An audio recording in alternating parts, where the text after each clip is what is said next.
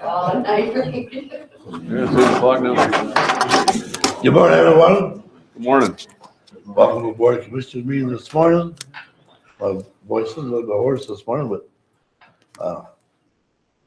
we want to welcome you all here this morning. We do have a closed session scheduled this morning at 10 o'clock that we will be going into.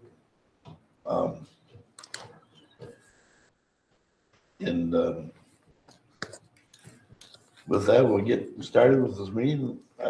Not a great big agenda, but we do have some things on here that may take a few minutes to discuss, take some time. With that, I'll call the meeting to order. We have prayer by Commissioner Cook. I'll do the pledge of allegiance, and then the roll call by Madam Clerk Fatty. Dear Lord, thank you so much for the time we can come before you, Lord, and ask for your blessings. Be with all the first responders, the police officers, our military, God, guide and protect them today. Just pray that all the decisions we make back be in the center of your will, in your precious name. Amen. I pledge Allegiance to the flag of the United States of America and to the republic for which it stands, one nation, under God, indivisible, with liberty and justice for all.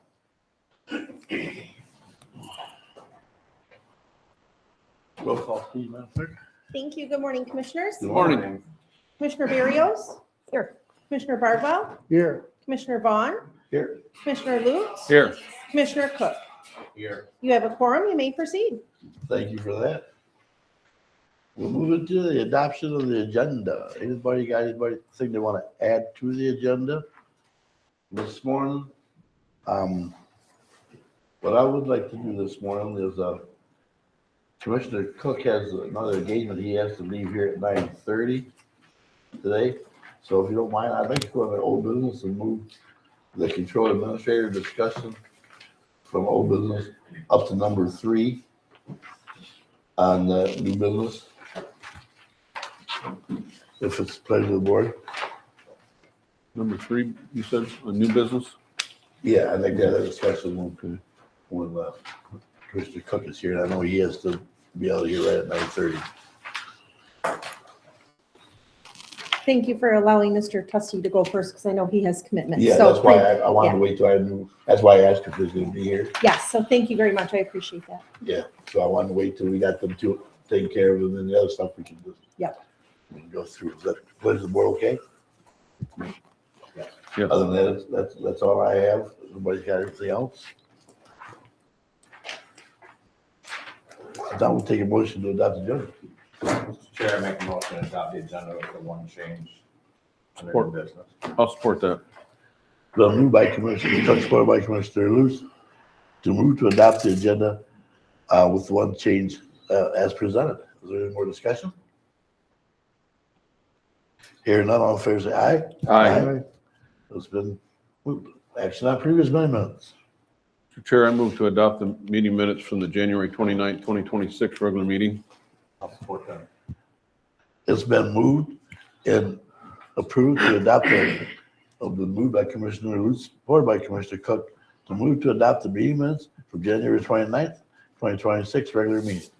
Any more discussion on the minutes? Hearing none, all in favor say aye. Aye. It has been adopted. Brief public comment period. This time you can adjust the board on brief public comment period for anything that's on the agenda. We do have another comment period at the end of the meeting if you want to adjust the board on a different topic or different subject, but you can adjust the board right now for anything that's on the agenda this morning.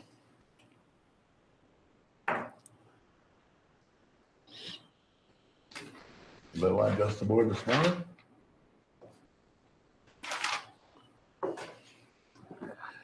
Let the record show that public comment was offered and we had nobody take advantage of that. Move on to the consent agenda.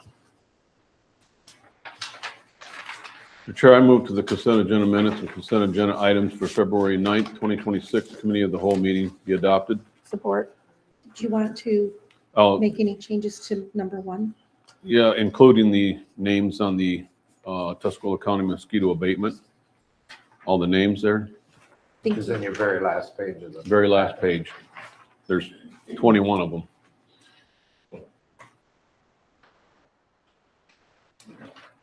Is that acceptable to you, Commissioner Barrios? Yes. Thank you. Been moved by Commissioner Luke, seconded by Commissioner Barrios, to move to approve the consent agenda minutes and consent agenda items from the February 9th, 2026 committee of the whole meeting be adopted with all the names that's on the back page added to the motion. Any more discussion? Hearing none, all in favor say aye. Aye. Motion has been approved. We'll move into new business this morning. The first thing under new business is resolution honoring Ted C. Hall for his duty to Tuscola County. Appreciate it. We're gonna have Commissioner Lutz this morning, who's gonna read the resolution, because more horse this morning, plus there's some things that were sent down from Prosecutor Reed that wants to be read, so we'll let Commissioner Lutz do the honors this morning.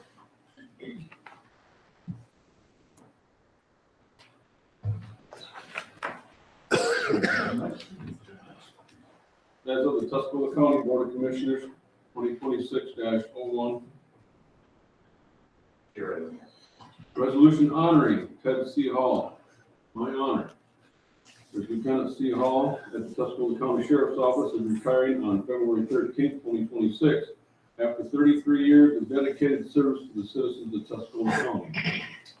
And whereas Ted's commitment to public service began well before his appointment as a deputy in the late 1980s and early 1990s, he participated in the Tuscola County Sheriff's Explorer Program and served in dispatch and corrections, while also gaining patrol experience as a reserve police officer with the Vassar Police Department and a part-time officer with the Village of Reese. Whereas in 1993, Hall was appointed as a deputy in the Tuscola County Sheriff's Office by then Sheriff Thomas T. Kern. He graduated of Ferris State University, earned a bachelor's degree of science in criminal justice with emphasis on law enforcement. And whereas throughout his career, Hall served in road patrol, field training, supervision, dispatch, and corrections, earning a reputation for professionalism and calm leadership during high-risk and emotionally charged incidents. And whereas Lieutenant Hall received multiple forms of commendations, including 7 awards for professional excellence, 3 for mentor service and citation bravery. These recommendations reflect his actions during armed confrontations, violent domestic incidents, emergency rescue, conflict, inertia, and investigations. He was also the recipient of numerous letters of appreciations from the citizens and law enforcement leaders. Whereas Ted was promoted to lieutenant in 2016, Hall served in command role overseeing personal operations and policy implications. He also played a key role in field training officer development, record management, oversight, sex offender registry enforcement. And whereas the Tuscola County Sheriff's Office thanks Lieutenant Hall for his dedicated service and dedicated to public safety, and wish him the best of retirement. Therefore, to be resolved that on behalf of the residents of Tuscola County, the Board of Commissioners commends Lieutenant Ted C. Hall of the Tuscola County Sheriff's Office for his tremendous contributions to the Tuscola County during his service.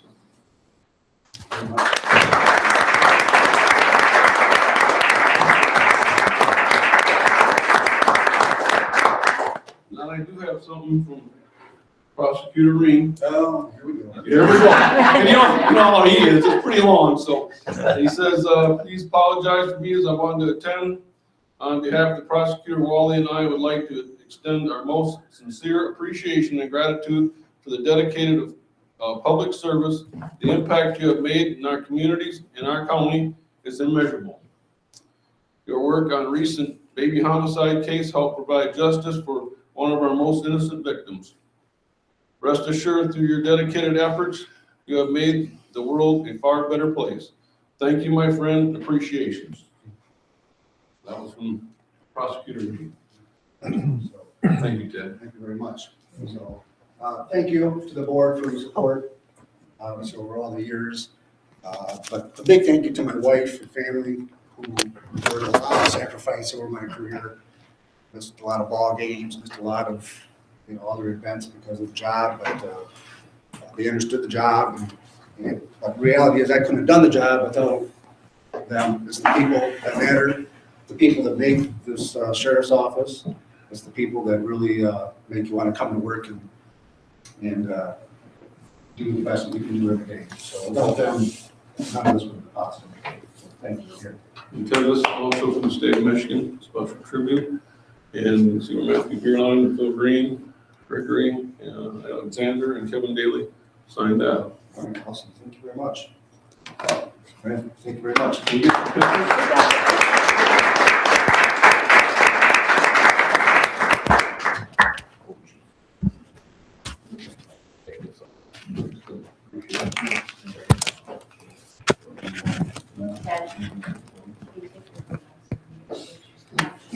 Yes, Mother. Tyler got your bucket off.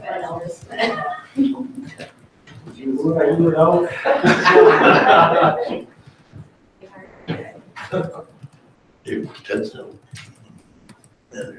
We don't be out of the picture. No, I'm going that way. Nancy, we can't see you.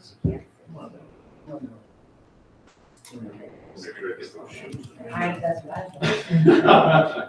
With your cheese. See,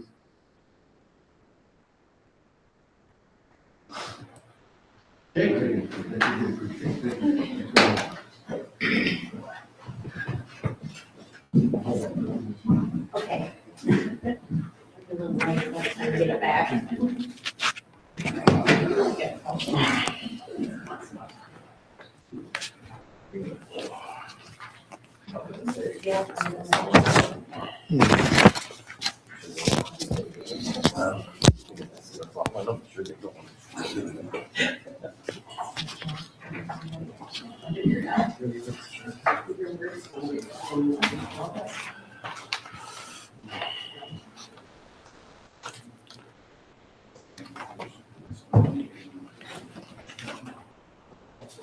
We just need the motion now when you're ready.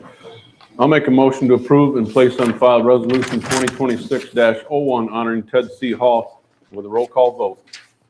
I'll support that.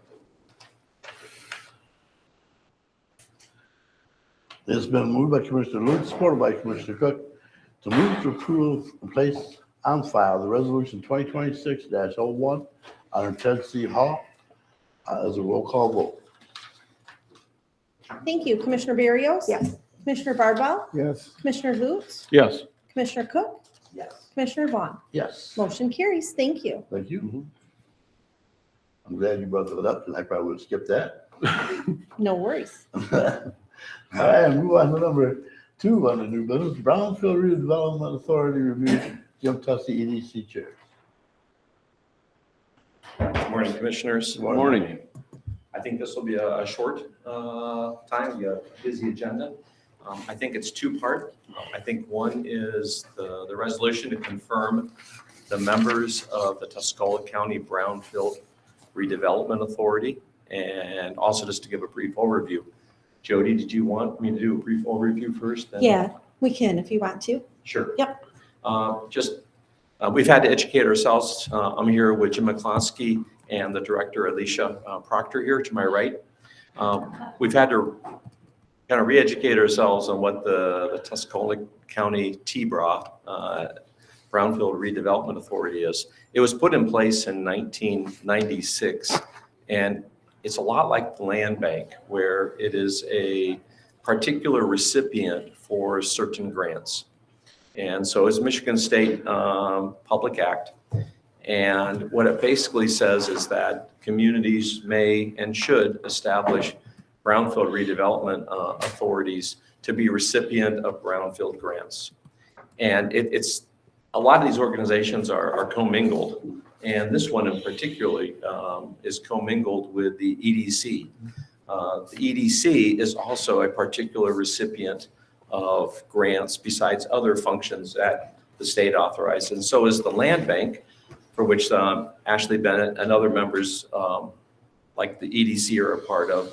The land bank is a particular recipient of grants for the purpose of buildings that have been decommissioned in one way or another in communities. And so these organizations do that. And so the reason we're here today is because we need the county commissioners, because that's part of the act from 1996, is that the county commissioners must confirm the members of the Tuscaloosa BRA in the same way that the county commissioners must confirm the members of the Tuscaloosa County Economic Development Commission. And there's two ways that you can have members, technically 4 ways, but 2 basic ways for members. You can have your own board of 5 to 9 members of 3-year terms, or it can actually migrate to the authority of the EDC and follow exactly the membership of the EDC. So by statute, the TBRA is permitted to use the exact board members of the EDC. Now, this is kind of particular. I've actually, in my limited experience, never seen this before. But it's a statute. We've had the EDC attorneys look at it. I've shared that documentation with Jody, and she agrees that it is perfectly permitted and lawful. And this is what the actual EDC did years ago, a couple of decades ago, when this was put in place. So the brief overview of the Tuscaloosa County Brownfield Redevelopment Authority is to assist the county in receiving brownfield grants.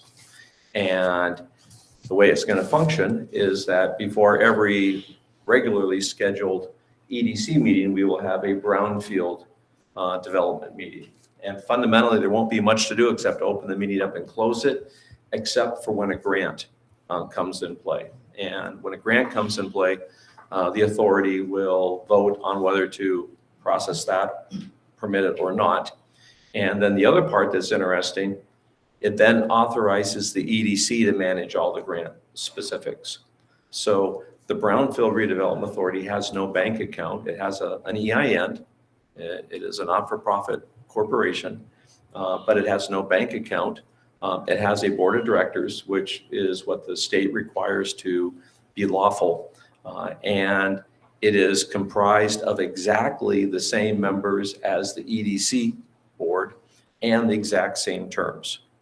And so the resolution today will basically confirm the same list of members that we came for a month or so before for the EDC.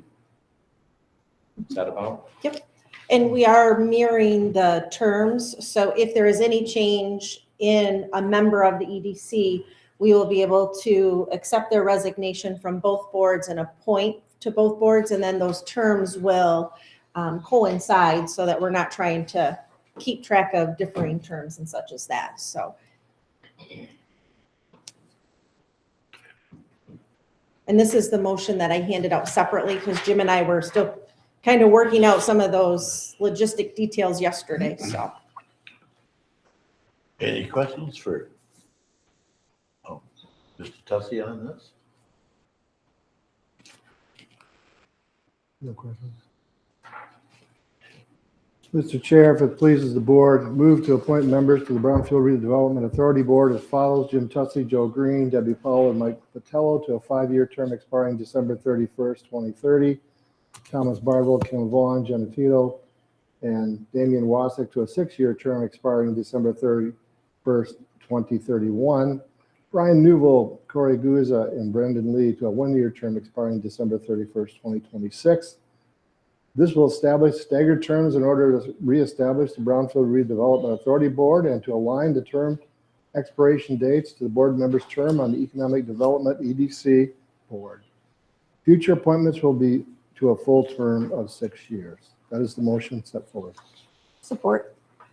So moved by Commissioner Bardwell, supported by Commissioner Barrios, to move to appoint members to the Brownfield Redevelopment Authority Board as follows: Jim Tussey, Joe Green, Debbie Powell, Mike Patello, to 5-year term expiring December 31st, 2030. Thomas Bardwell, Kim Vaughn, Jenna Tino, Damian Wassick to a 6-year term expiring December 31st, 2031.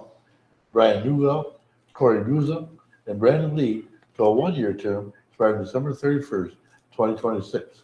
This will establish staggered terms in order to reestablish the Brownfield Redevelopment Authority Board and to align the term expiration dates to the board members' term on the Economic Development Commission, EDC Board. Future appointments will be full 6-year terms.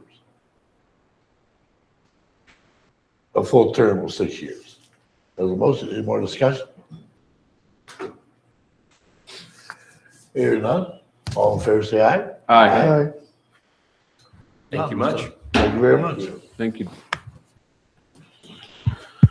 Okay, move on to number 3. We had moved up from the old business, the control administrator discussion with Eric Dibble. Morning, Commissioners. I did hand out to you the 2 options that was requested of me. The first option being the splitting of the role of controller administrator to reduce our risk, improve our internal controls, to allow both of those high-level roles to have focus on their own expertise area. As we discussed before, that would require some duty shifts with other positions within our office. So those are outlined in that second page is the pay scale options. So there's the budgeted column, which is the third from the left, and then option 1 column. So you would see there is some pay changes for other positions within our department as some duties would be reassigned.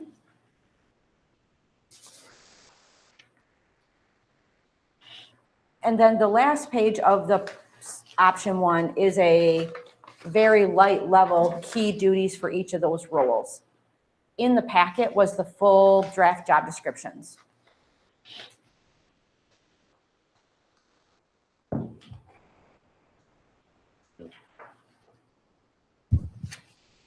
Would you like me to keep going regarding option 2 or give you a moment to?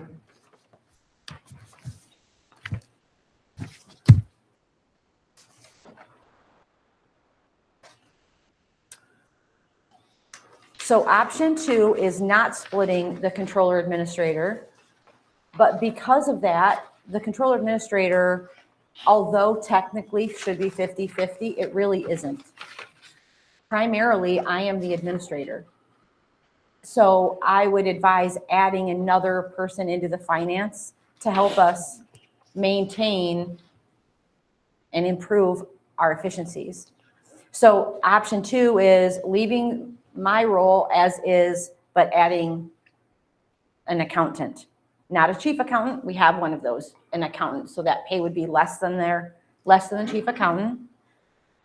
There is some concerns still of keeping payroll and accounts payable with one person. Personally, I feel that keeping that with one role is not fiscally responsible. However, we do have systems in place, so payroll is reviewed by another person, AP is reviewed by another person. But in my opinion, having them all in one role is a point of potential risk. However, that is your decision to make. And then option 3, which I did not print, is keep it as is and just recruit for a control administrator with no changes at all structurally.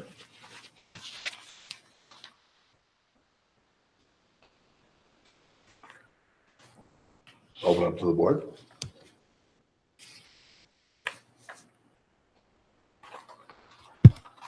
My personal opinion is to leave it as it is and let somebody come in and make changes as they see fit. At our last meeting, Carly spoke up and talked about the different municipalities, counties that she is associated with. And of the 5, she said, I think she said 5 have controller administrators, 1 does not. That would be Huron County. They have an executive assistant. And I called and talked to several controller administrators in our area and asked them the question. One of the things that came up was the Controllers Act and how that fit into the situation. The fact that if you have people that are able to support you underneath, there's no reason that you should have to split the position.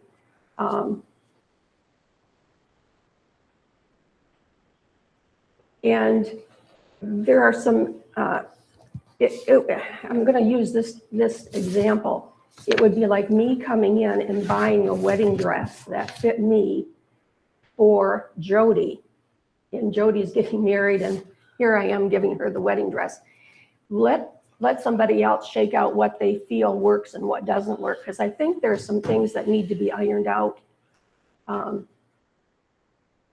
that need to be structurally and organizationally looked at, and taking and moving quickly to condense everything to fit what we think another person might want doesn't organizationally, it's not necessarily a good move, in my opinion.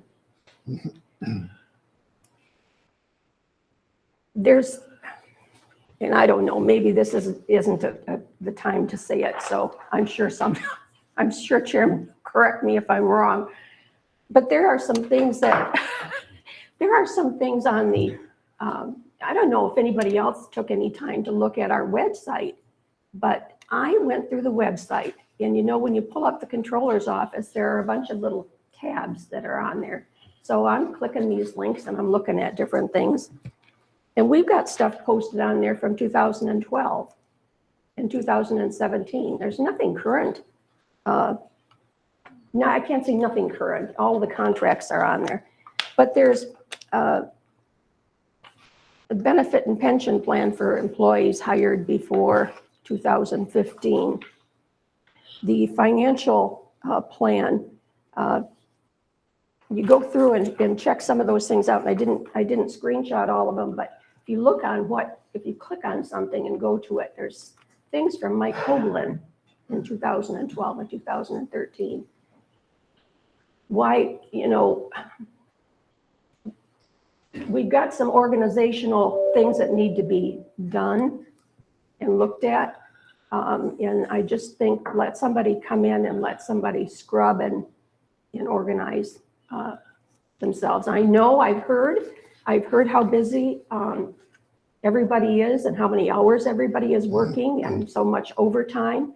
But I've also heard in this room, I don't go back there and snoop in what's going on, but in this room, I've heard, well, we're hand feeding 750 checks because the machine was broke. And we didn't want to break the budget, so we didn't get the machine fixed. That's a decision that's made. Organizationally, that is not a good decision. I sat here in the audience in the springtime, or maybe it was in the early summer, and we had a fiasco with checks being double issued. That's also, a slap. I mean, That was a different, so now let's not go back and revisit that because well, no, that was a misunderstanding on a lot of different areas. that it was a misunderstanding, but I'm just saying, from what people see in this room and in the virtual network are some of those things. And not only them, but I, as a commissioner, I'm sitting here and I'm hearing those things and I'm sitting here thinking to myself, gosh, we've got some things that we need to fix. I'm in favor of let somebody come in, let somebody organize it. Don't let somebody here now who's not going to be here organize something for somebody who's not here yet, and it might not fit their style or work preference. I'm for option 3. Okay, so for a nutshell, you're in favor of just putting a feeler out there for a controller administrator? Yes. Okay. Mr. Chairman, I'm completely opposite. I'm all for motion 1 to separate it. It's getting to the point where it's too much for one person to be a controller administrator here. I mean, they say it's 75-25. I think there's a lot of days it's over 50-50. I mean, there's days I know that I've walked in there. There's no way that you can put all the fires out at the same time. them girls do what they can in there for what time they have and the fires they're trying to put out to a day-to-day. So I'm in favor of splitting the job. I have a question. Erica, on the vacant position on both of the options, am I missing something? Why isn't that figure split up from March to the end of the year in the very far column? Because we would be utilizing those wage dollars in the other positions. So so our office, under Mike Hoagland time, No, I'm not questioning the vacant position. I was just trying to figure out why that wasn't over there. Right. So bottom line, option one is overall total, the budget's the same. it's actually, yes, under budget, under the budgeted Correct. number. And then over to the far right is if the position is split. Mhm. So then if I stay on to help part-time for the next month or so, my rate would fall to that hourly So rate. that's why option one is more than option two. That's correct. Okay. Well, From and March- because you would have two roles Right, at those different rates. okay. Option two would be adding, instead of adding a high-level role, you'd be adding a mid-level role. So Okay. that cost is less than adding a high-level role. But Thanks. either way, operational support is needed to build efficiencies and to build some of those protections, to have time to do some of the high-level cleanup. There's not Right. enough hours in a day currently. And Right. that stems back to when Mike Hoagland retired. That's when. Yeah, I just was questioning it happened. the numbers, but I'm in favor of option one also. Brewster? I concur with Commissioner Barrios. I'm looking at the most effective least costs, and that encompasses a lot of years of monitoring, looking, observing. We've been control administrator for 30 more years, 30 plus years, Mike Holden being the first. I'm not setting aside increased responsibility, but I know it's been handled in the past. I'm very cognizant of the fact of the last Monday's meeting related to the financial outlook, Chairman, and I'm very cautious in anything that would be adding expense, whether it be FTE or otherwise, until at some point, some sense of projections can be made. And that doesn't take a rocket scientist to know what is going on in 25, let alone the 1.9 for 26. I concur with Commissioner Barrios in the sense that I think that we probably would be best off if an individual would, a competent, seasoned individual would be able to review the organization functions and create the structure that is needed. Switching back for many years, discussion had been to separate the controller administrator for a variety of reasons. It was never popular. Been discussed, voted on. Once you're a controller administrator, it takes at least four votes to break it out, to remove it. It was never accomplished. So, Chairman, I'm going to stay with, I think we should stay the way it is for the purpose of let somebody else overview it. I am concerned about the near future related to the board's not understanding or not being fully fluent on what we're going to be faced with. The projection was 2.3 or something for 26, where we put in 1.9. And looking at that statement, we have nothing reserved. We have 2.1, nothing reserved, nothing committed. And that's all we have.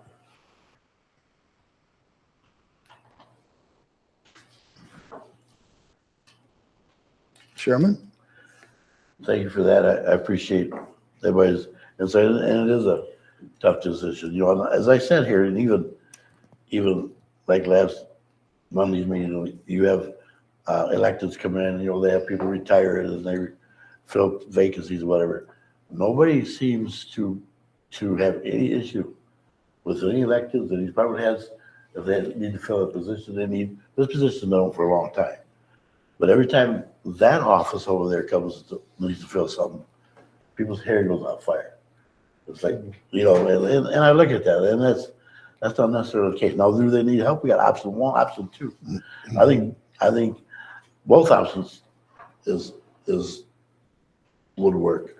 I mean, option two is you bring in another finance, so the administrative job is huge over there. It's really huge. You bring in another accountant. And that gets that office back to what it was when Mike Hoagland was there. Mike Hoagland, I love him dearly because he taught me a lot when I first got elected. But he was an administrator. He was a controller because he looked over the finances, but he had credit for that, you know. And he does his job. I mean, he would call me 7, 8 times a day, and sometimes on administration things, you know, because he had the time to do it. I do think they need help in there right now. And if it's to bring in another accountant that's really educated, that can help Connie with the accountant and let the controller be the controller, which is over the finances. Those the controllers got to do the finances, but they are over the finances, and leave the control administrator's office as control administrator, and let the next person come in, find out who wants. But I don't care who comes in. I think that next job, they're going to have somebody in that seat to help in the finances. You know, so that's my issue. I mean, they're going to need somebody helping. And like I said here, and I hear other firms, they hire, people retire, and they refill positions. But as soon as this office over there wants to do it, everybody in the whole county just kind of goes nuts. And I tell you, that is the heartbeat over there, people. And it needs to be run efficiently. So I think as a compromise, instead of splitting the position, I think option two is a viable option, is to find somebody to come in that is Bruce said accounting is a little cheaper way to go, and bring that office back to the staff the way it should be, and let the controller administrator be the controller and the administrator, and that way they can do both jobs fine if they got one more person in that office to help with the finances. Because we need the finances to be strong for this board, because like we've said many times, we're only as good as with the information we're fed, and that's got to be top notch. So that's my position, people, is instead of maybe splitting the position right now, I let the new person, whoever we hire, come in to make that decision down the road. But I think we need to fill that one position, and if it be another accountant that helps with the finances, to take some of the load off the controller administrator that's there, let them be the controller that's overseeing the finances and be an administrator.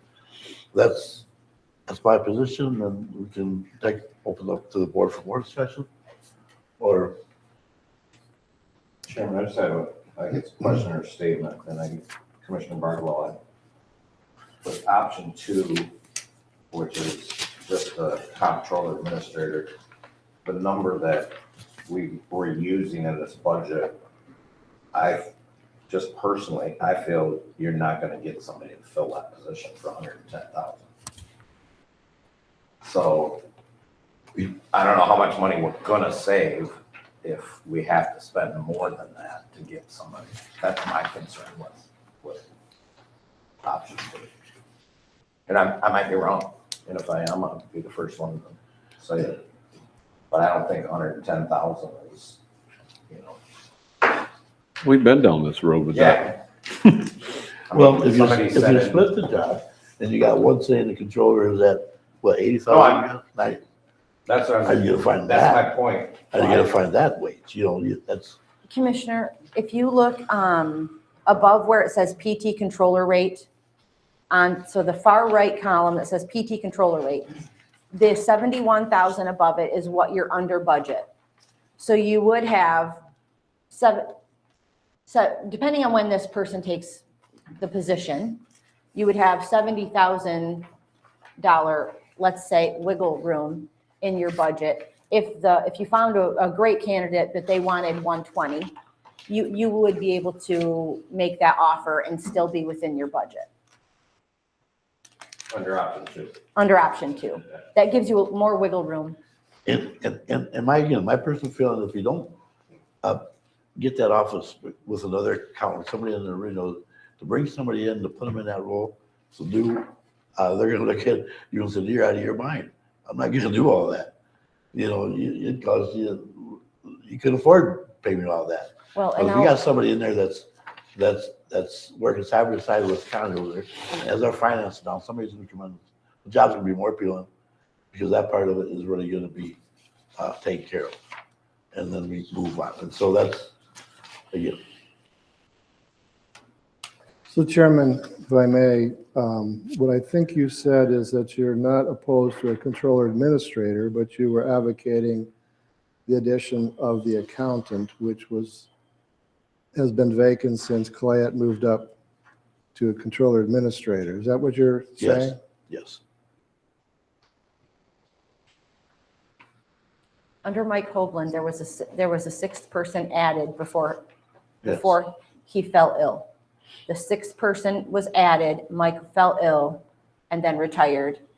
And then Clayette moved up, and so that left 2 open positions.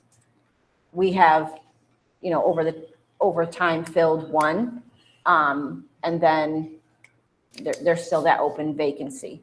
So that would give us operational support, build that historical knowledge, and then we could work with the new controller administrator on the separation of duties. What do they feel each role should do to protect the county from risk? So Chairman, I believe that person, perhaps remind me, was Angie. Angie was in the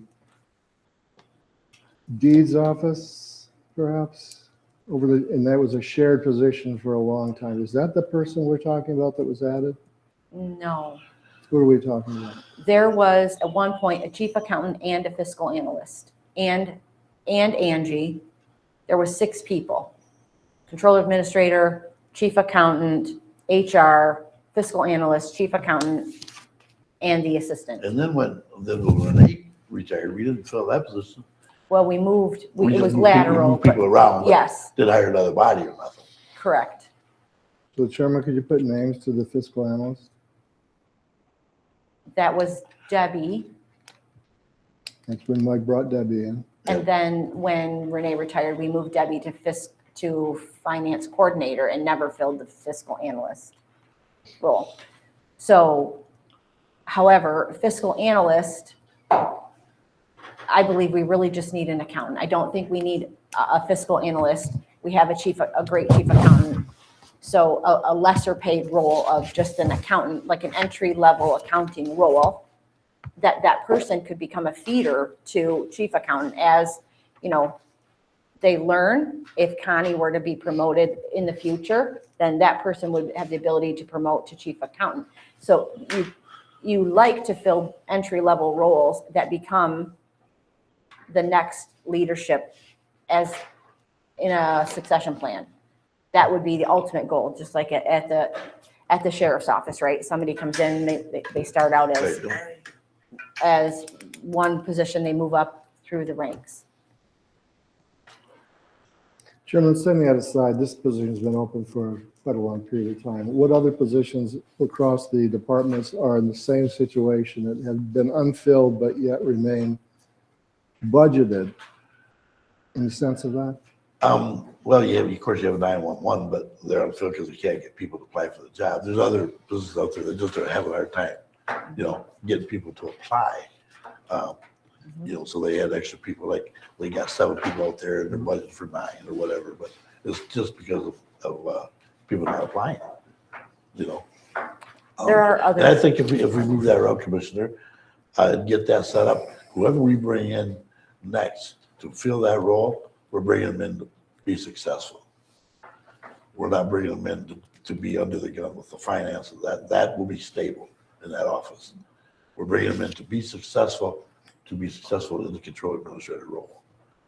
So just circling back to that, my original question, my concern is, which is the end of the mind, is the Me Too-ness that once this is established, regardless of the validity of it, is the board prepared, and I'm not sure, because I don't have a great broad, in-depth knowledge of what's out there, there will not be other departments asking for the same request.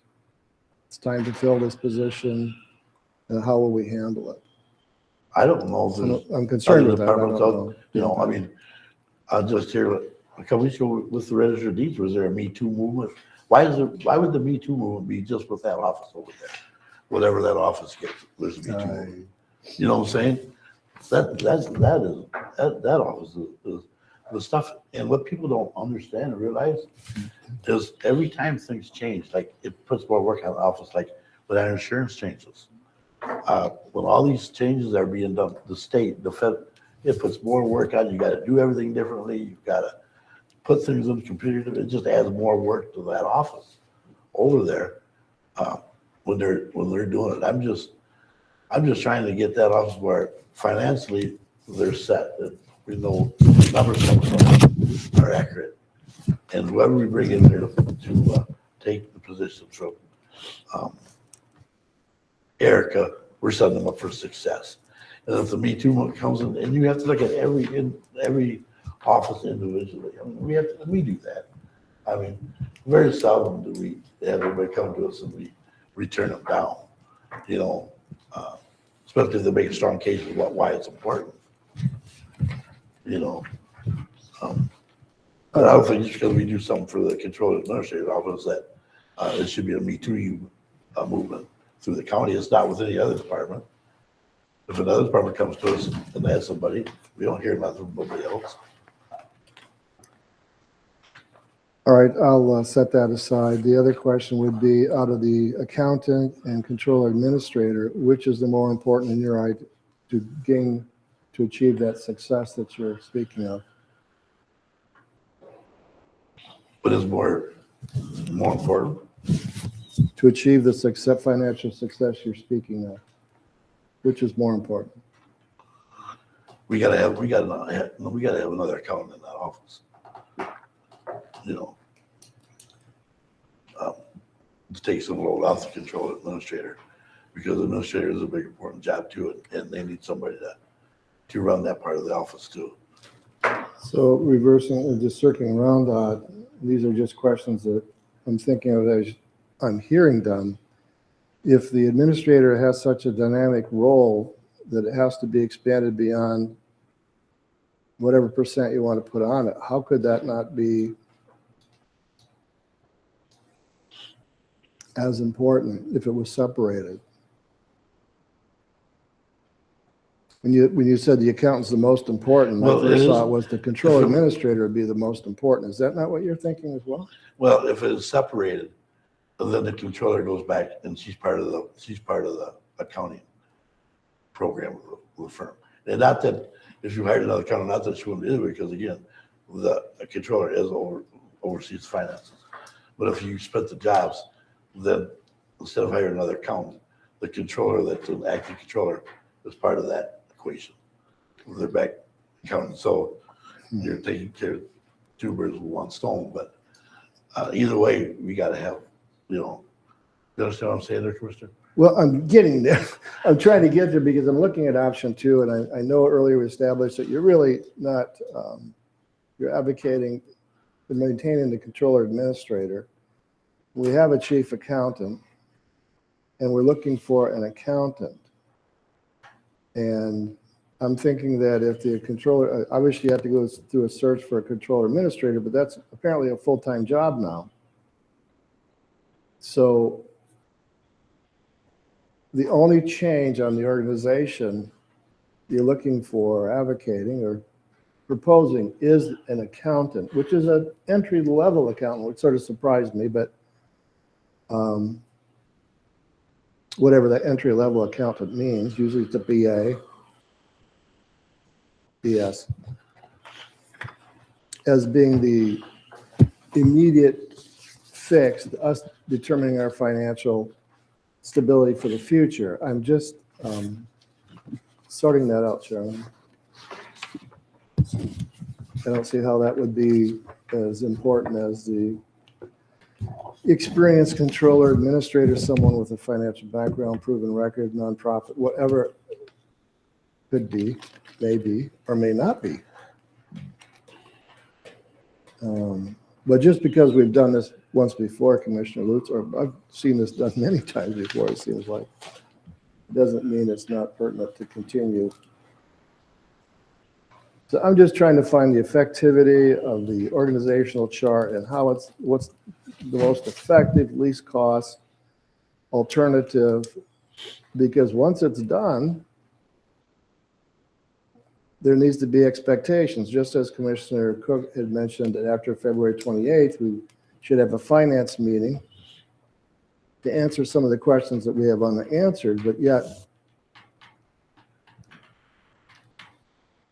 I'm not so sure that we'd be prepared for that on the 28th because we need an agenda and the questions with just an accountant. And I understand that the administrator has opted, or perhaps is thinking of opting, as part-time administration. That would be a temporary solution until there was somebody full-time in the role. That is just a bridge for you to help until that role is filled. It is not a permanent solution. Well, that's appreciated, but our history here has been that our temporary solutions have a lot of scope creep to them. So, and I know in our discussion, I think you had mentioned that you did have a set time period that you were Yes. contemplating. Yeah, I remember that. Appreciate that because that's on your behalf, because it could be indefinite when you do a search. So if I may, Chairman, so the accountant, in my opinion, would be a faster and easier to fill solution to provide some of the day-to-day accounting functions to allow the chief accountant to do the higher level accounting functions. So the chief accountant is doing a lot of the day-to-day things and not the big scope. So yes, the controller oversees all of that, but as the controller administrator, I'm telling you that there is not a lot of time to be the controller. Most of my time is spent being the administrator. So I need my chief accountant to then do the high level and then with my approval. So, however, she doesn't have time to do that because she's busy doing the day-to-day. So this would be an additional support to handle those day-to-day transactions, and also somebody who would learn the higher level stuff as we go. That's what the intent of the accountant is. Mm-hmm. So the controller administrator would still be in place. They would still have the global perspective, but primarily they're administrator. All right, Mr. Chairman, I have a question. I don't know if anybody else is as confused as I am now. So you're saying not option 1 or option 2, like option 3, where you keep the but add the position, or option 2? Option 2. Gotcha. Everything option I'm 2, good I now. mean, we need to have somebody on the accounting. Either you split the role as administrator, controller, and put the controller back into the accounting realm where she's doing a lot of the accounting. Mhm. Or you bring another accounting person in to help the accountant and move the control administrator into, she's still the control administrator, but it frees her up to do more of the administration work that has been just crazy. Okay. I'll that make another comment then. Sure. So option 2, which, and correct me, Commissioner, if I'm wrong, option 2 was gonna save money, but there's no, again, I'm just giving my opinion. I don't feel we're gonna find a control administrator for $110,000. Again, Commissioner, appreciate it. We have that discussed all the time. All we can do is put it. Well, yeah, And right. go through the role. But I'm just saying, Right, I mean, that's, we're probably not gonna, That's still- which I'm not, I mean, I'd like to save. and money, I'd like but to if see we a can't. control administrator look at this job, say, okay, they got a couple of accountants in there, they're doing that, they're doing good. That's gonna make a big difference when we go out for the searches, stability of that office. Chairman reminds me, Commissioner Cook reminds me, it's, no doubt right, or may not be right, but the real issue is, and this is a sidebar, you have to find somebody who likes to do things that no one else has done before. Because this county does have a legacy attached to it at the moment, related financially, so, which is not unknown. So there are those people out there, but, just have to wait and fish. But Chairman, I have a different question. I'm a little concerned. The chief accountant is between the controller administrator and this new accountant. One of the concerns I have is, maybe it's not a concern, is the breadth and depth of what the responsibilities are of the chief accountant. When the controller administrator currently steps aside, or in other words, what activities or what events would take place that would increase the responsibilities of the chief accountant beyond what the individual has today? Is that a concern?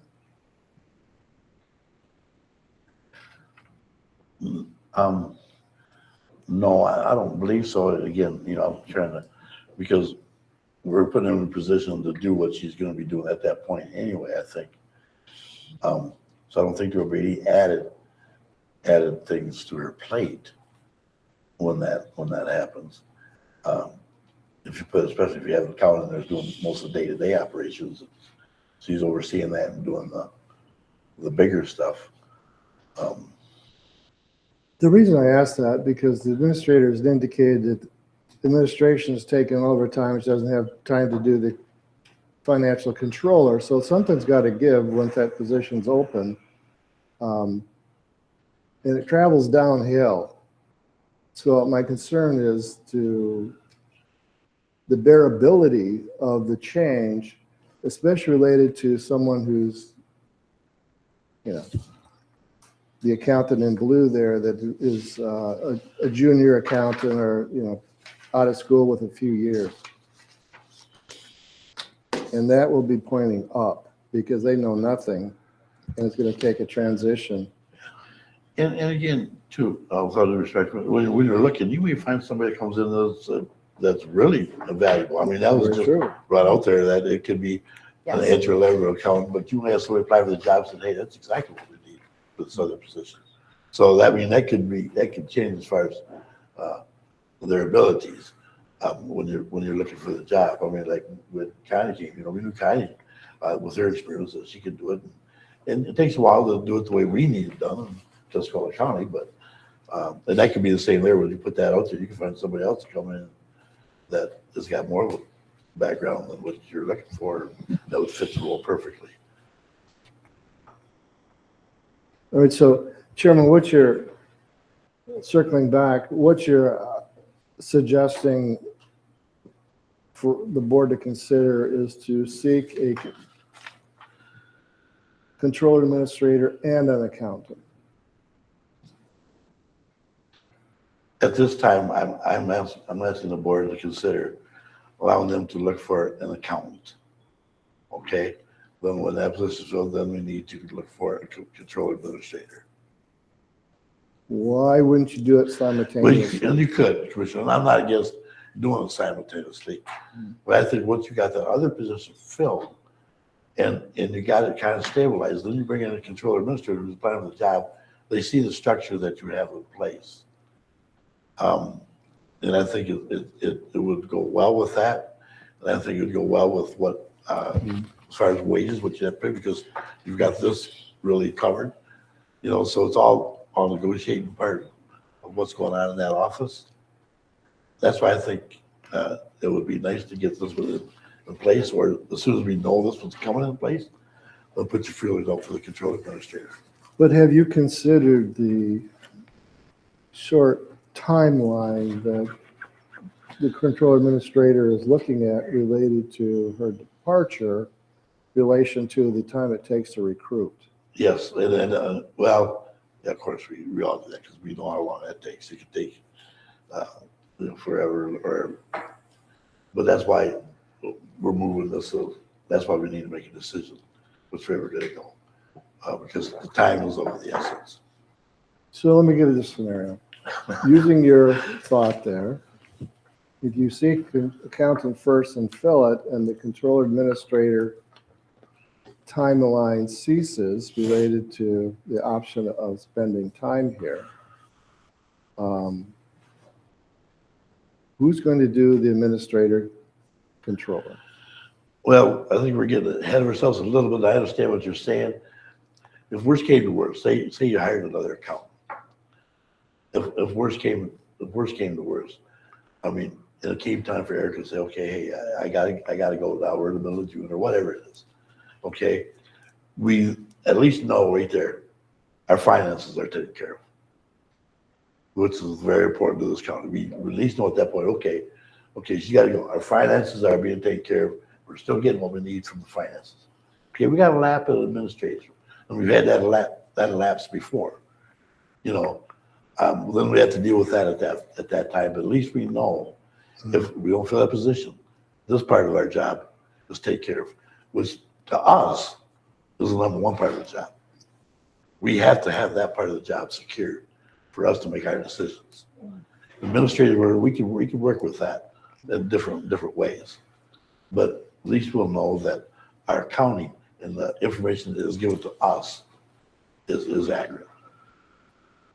Well, it just begets, Chairman, that your thoughts are that this accountant can take us financial, this junior accountant, whatever may come in, maybe it's better than a junior, whatever, is the key to our financial acumen in the future, in terms of, especially in our future, is first quarter is going to be over, and we don't know what we should be doing, as we keep repeating, or I do, or we think, Well, hopefully for the with our rest of next, 26. hopefully with our next, in March, our next cow meeting, we have our next financial update. We're gonna be into that area more. We'll answer some questions, I think, Commissioner, that you got right now. Hopefully that's. And I say this, Chairman, because it was established Monday that bank of 2.1, that's all there is. Unless there's additional revenue flowing into the county, which apparently there was some additional revenue, but not substantial enough to do another 1.9 or 1.5 or, and that's why I mentioned that spending should be curtailed at maximum, scrutinized until such time that you understand what are we going to deal with in 27. We won't have the same benefits that we had in 25 going into 26. Because we only have 2.1, no reserves. And then we have our restricted, which is the fund balance to keep us going 4 months if we made, if everything went south. These are the things that go around in my mind, Chairman, and I'm just asking these questions for your thoughts so I can understand fully and get board input, especially from Commissioner Cook on. If you go to option 2, Financial it's viability. not going to change anything you're talking about as far as down the road, unless you tell the department, I want you to take that open position off the books. That's the only thing that's going to change it. Right. Because it's not in the books now. Yeah, it is. So it's not going to change what's going to happen next year, or the year after, because it's already out there budgeted. Okay, now unless you tell the department again, okay, you got that open position, take it off the books. Yeah, there it changes it. Okay, so, but we haven't done that in all these years. We've left it out just in case, like every department does. You have somebody go, they don't give up that position, even if they're not filling it. They have it there in case the time came for them ever wanting to fill it. Then they can come back and say, hey, it's been open for 2 or 3 years, but now I think it's a need that we need to do it, and that's what they do. So the stuff they're talking about, like down the road, it's not going to change anything unless we just say, okay, that position is no longer here, it's gone, and we're not going to fill it. That's the only thing that's going to change it. So I'm thinking, Chairman, that from this discussion so far, the only thing that I'm not going to say that's the only thing that's open. And I think I would suggest that the board consider, if it's option 2, retaining the control administrator, looking at an accountant, that both positions be simultaneously sought. Because my concern is I would not want to have events unfold. If they should, maybe let's just say there's a 50% probability where the chief accountant would become part-time administrator or whatever. Well, overbearing of responsibilities. And certainly from a crisis standpoint, I mean, the more we go into the 26 without knowing where we're going, a lot of pressure there. And again, and Board, I have no problem with that. I have no problem with going after a account right now and going after, I was just giving you my reasons why I was thinking waiting for a little bit, but it's the pleasure of the board to say, okay, hey, we're running out of time. We're going to be in the March here, a couple of weeks. I have no time. No problem with doing what Commissioner Barlow said as far as putting our feelers out for both positions right now. Well, correct me if I'm wrong, that's basically motion two. So, Correct, Commissioner Option Bowe? 2. Yeah, with a lot of controversy. And I did get a head nod and related to the probability of the chief accountant becoming overburdened is probably not happening. Chairman? yes, sir. Erica, if we went with 2, in your professional opinion, would that give you more time for an administrator role? Yes, because currently, for example, Connie finds something that has to be corrected. I have to review all of her work and approve that journal entry, right? Does that take a few minutes? It does. However, when there's hundreds of them, that takes a lot of time. And so ideally, the accountant would find some of those. They would find the things that need to be corrected or journal entries for accruals. They would take them to Connie, who would review and approve. Ultimately, the grand scheme, I am responsible party, right? I'm looking at the whole picture, but I do not need to be involved in the day-to-day transactions of this $25 was for 25 and it was posted in 26 and we have to accrue it back. I just need to know, was 25 done? Were the accruals done? The global scope, right? So yes, this would take a lot of those transactional things that I am sometimes the roadblock of. She needs me to review her work and approve it. And I can't because I'm in 5 meetings that day. So it would give Connie the ability to do the approvals with the accountant would find the things. They would be working with departments as well. They would make those transactions. Connie would be the one approving them. So it was more of the technical support. So yes, it would. Mr. Chairman. Do you not have any procedures that designate limits? When I worked in banking, I'm going back to banking days, tellers had a certain limit where they were authorized to approve. Yes. And then you would go to the next level of manager on up.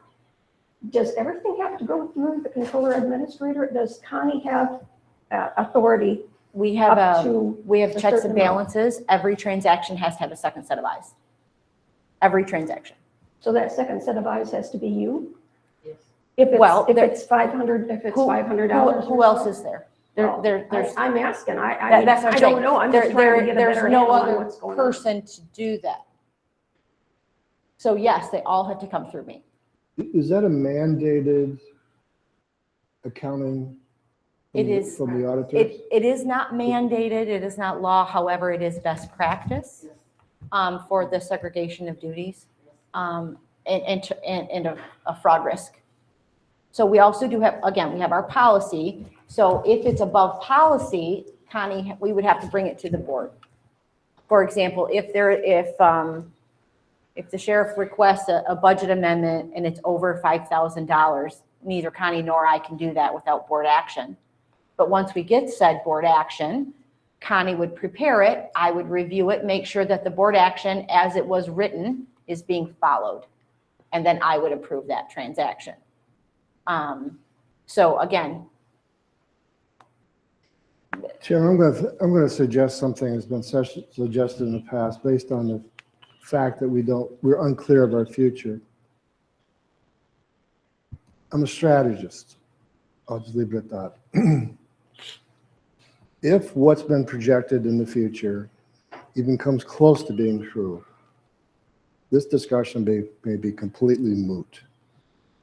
The discussion we've had here for the last 40 minutes or so. There is another option that would take place, no doubt, at that time if we were in financial distress. And that is that the clerk and the treasurer combined would oversee the administration and finance. Have you considered that? No.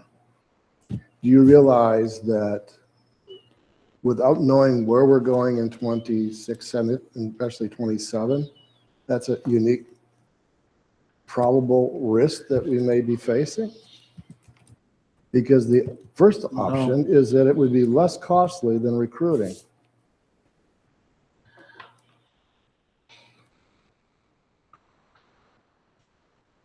You know, Commissioner, no, I didn't think of that. You know, and I listened to Connie's report on Monday, and I thought it was better than what we were expecting it really to be.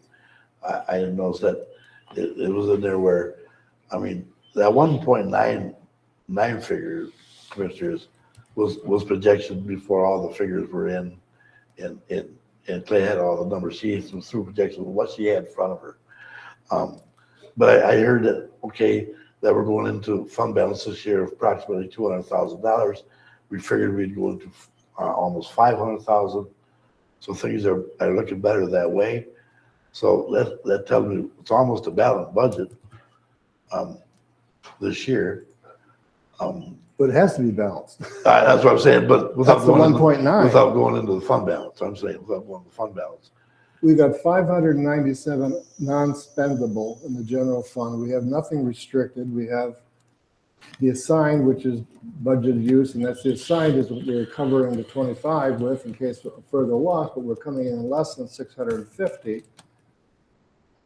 And then we have the 2.178.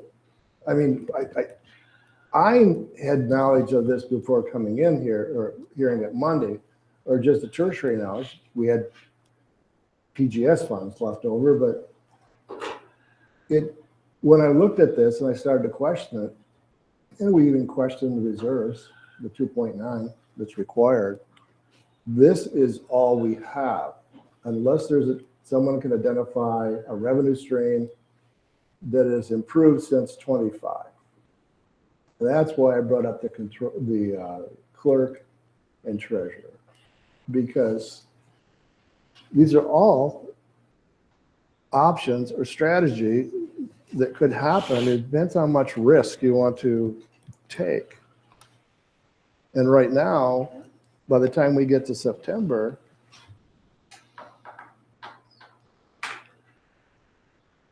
we could be in that position. And this is hypothetical, but it seems to be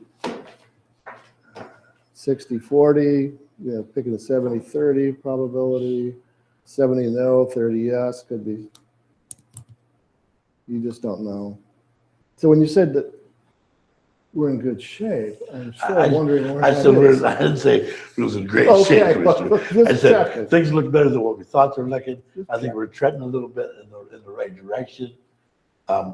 So I took a little bit, I was taking the positives out of that, meaning, that we're going to come in better than what we projected we were going to come in. And if the trend goes that way, I don't think there's Brenda coming in the States in great shape, unless you're. Oh, Michigan. Yeah, unless you're. She said Wayne Georgia. Jones. But, Well, anyway, just not to belabor this, but from the board's perspective, I'm not sure everyone on the board was even aware of that.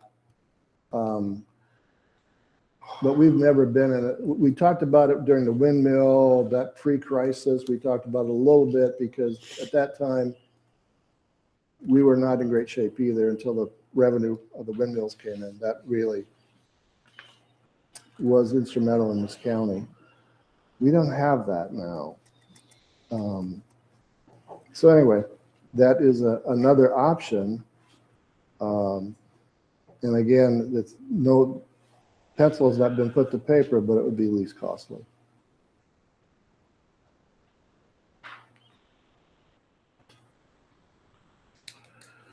Back to you, Chairman. Okay, I think, we've had good discussion and everybody is, so the feelings where they feel. Again, so we all understand, so we have motions on here. If everybody wants to make a motion to move forward, anything, pleasure of the board, whatever you want to do. Mr. Chair, I move to maintain the current combination control administrator position, to authorize immediate recruitment of control administrator position, to approve the addition of an accountant position, and to authorize recruitment for that position, and approve the position changes outlined in option 2, effective March 14th, 2026. I'll support that. Been moved by Commissioner Lutz, supported by Commissioner Cook, to move to maintain the current combined control administrator position, to authorize immediate recruitment for the control administrator position, to approve the addition of the accountant position, authorize recruitment for that position, and to approve the position changes outlined in option 2, effective March 14, 2026. As the motion, can we do this by roll call vote? Well, there needs to be discussion. Oh, any more discussion? Chairman and members of the board, I'm really struggling with, I walked into option 2, and the more I look at the numbers of last Monday and uncertainty, I really struggle with the fact that we shouldn't also look at the treasurer and clerk. Now, what's the consequence of that? Could be FTE reductions at some point. I come out of private business. Public is a little bit different, obviously. But if this was a private company, a lot of things would be changing at this point. That's my concern.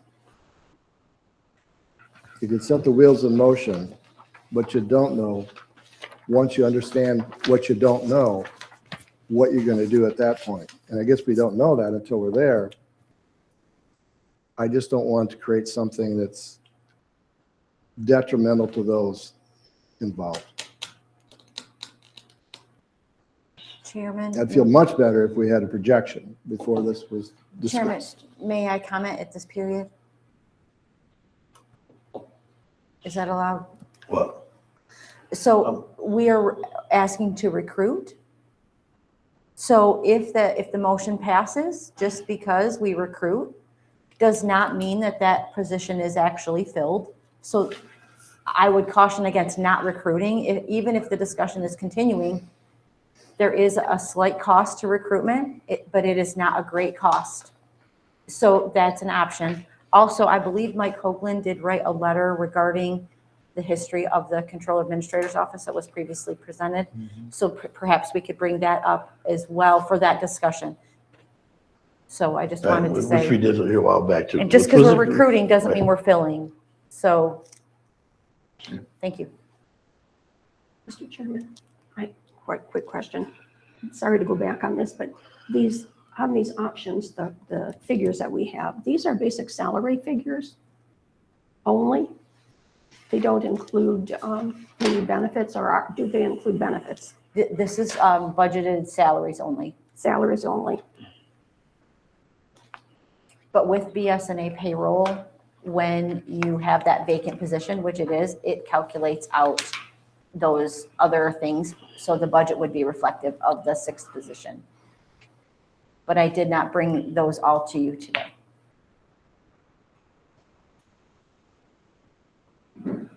Any more discussion?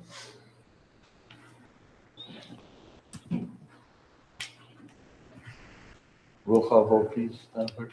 Thank you, Chairman. Commissioner Bardwell. Did you roll the dice? Hey, it was your turn, your turn.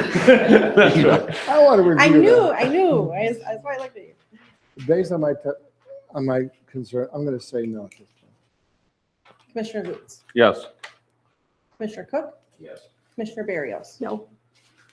Commissioner Vaughn. Yes, Motion carries. Thank you. thank you for that, and thank you for all the input. There was a lot of good input in the lot from that today, and hopefully moving forward, when we get time to do this, we will have a better financial scope of exactly what's going on. All right, let's go back into new business again. We got a, since the 10 o'clock, come back into new business. It was find vacant record clerk 2 position, town clerk's office. Good morning, Commissioners. I have a few matters in front of you today. So the first one that we are bringing forward is to fill a position in our office from Levon Pettinger. She retired and her last day was December 10th. In light of the budget uncertainty, we did not fill that position ahead of time to allow for training. So we have been working short-staffed since December 10th. We have advertised for that and we have found a candidate. So I am looking to fill that candidate with Shelby Austin. Her tentative start date would be February 27th. Any questions for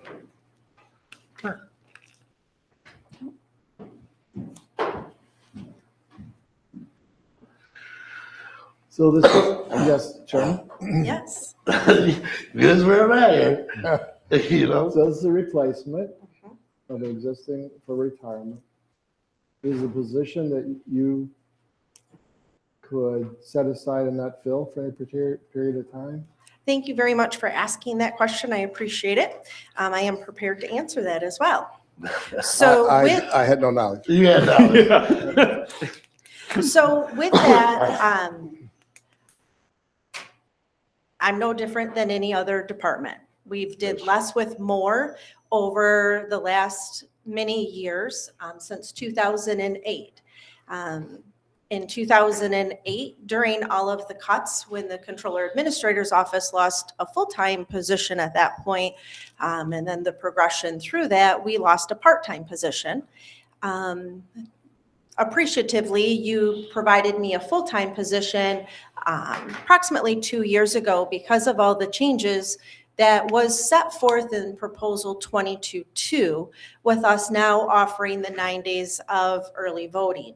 That put a huge demand legislatively at the cry of our local voters, and a lot of demand on our office. So appreciatively, that position was filled. So moving forward, we've been managing the last 6 weeks, but I do have some numbers put together as to what has happened in just my office over the last 6 weeks. So from January 1st through February 10th, there were 26 working days. In those 26 working days, these are the approximate numbers that have been processed in our office.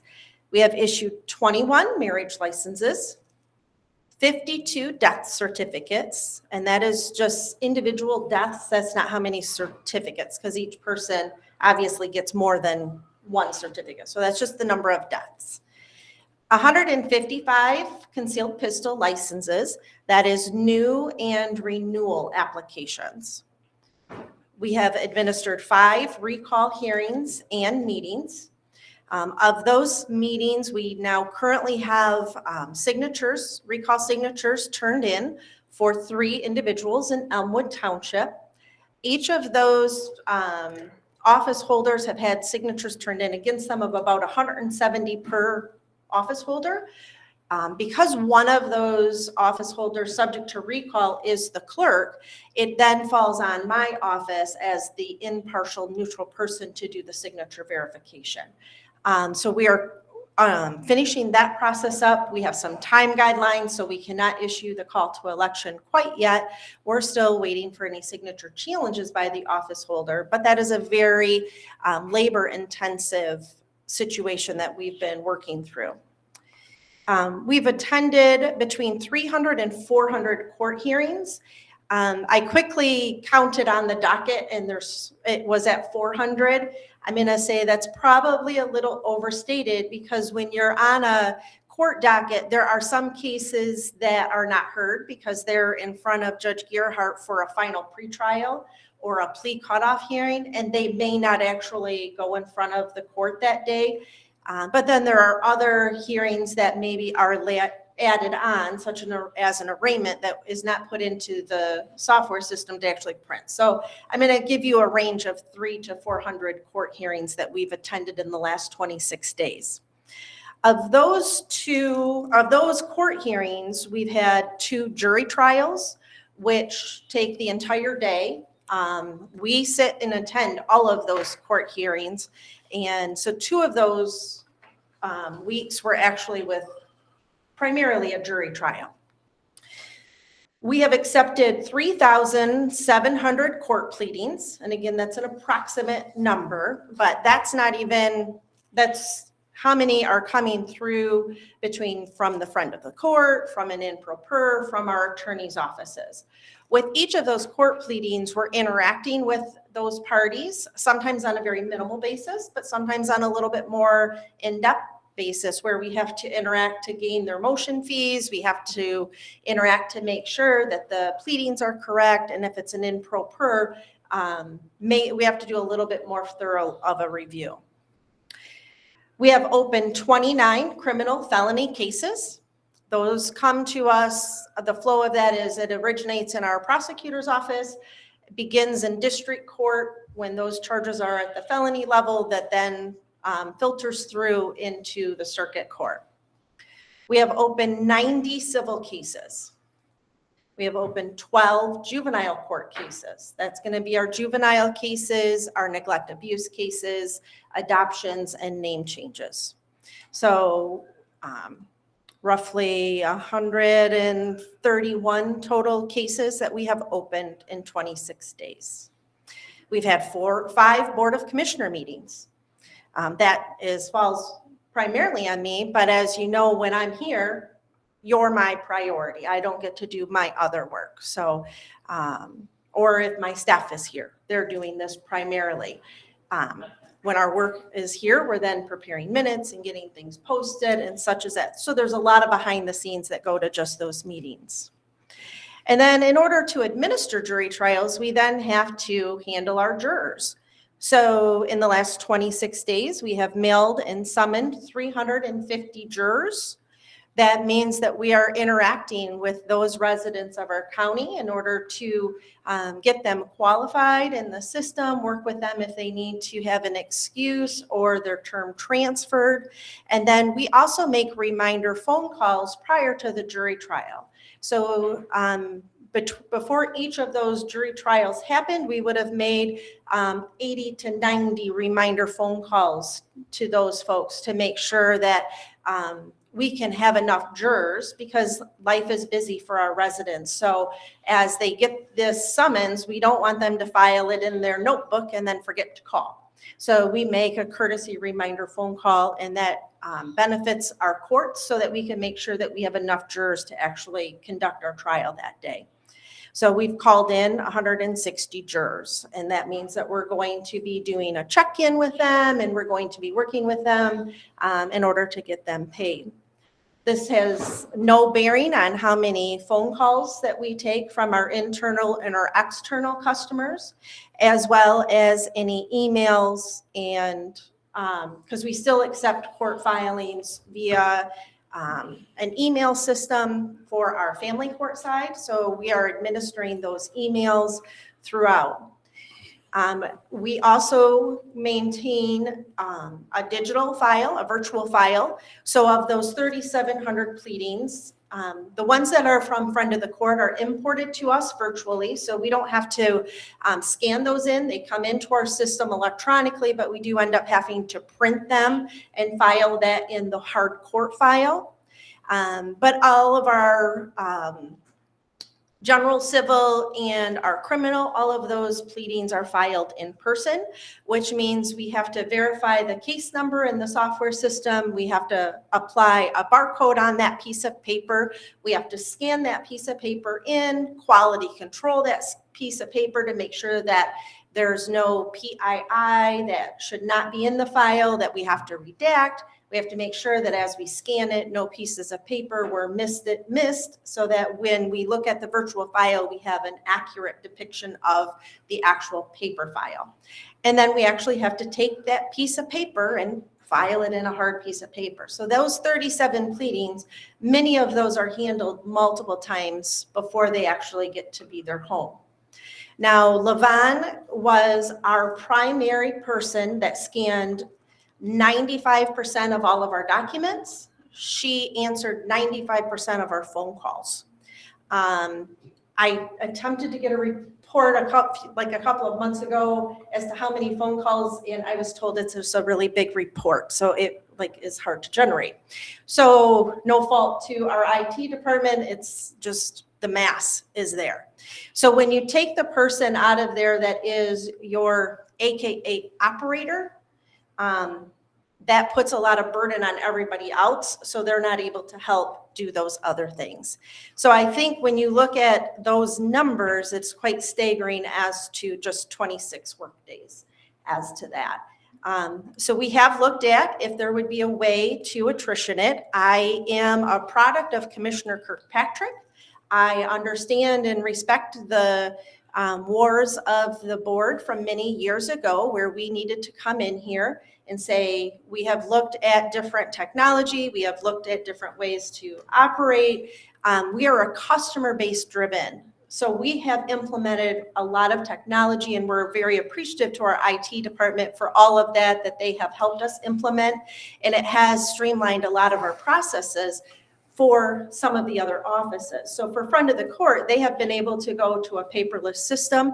Commissioner Bardwell will recall Mary Lou Burns coming in and explaining what that was going to do to benefit her office. And I will support Mary Lou Burns that definitely did streamline and make things much better for the front of the court office.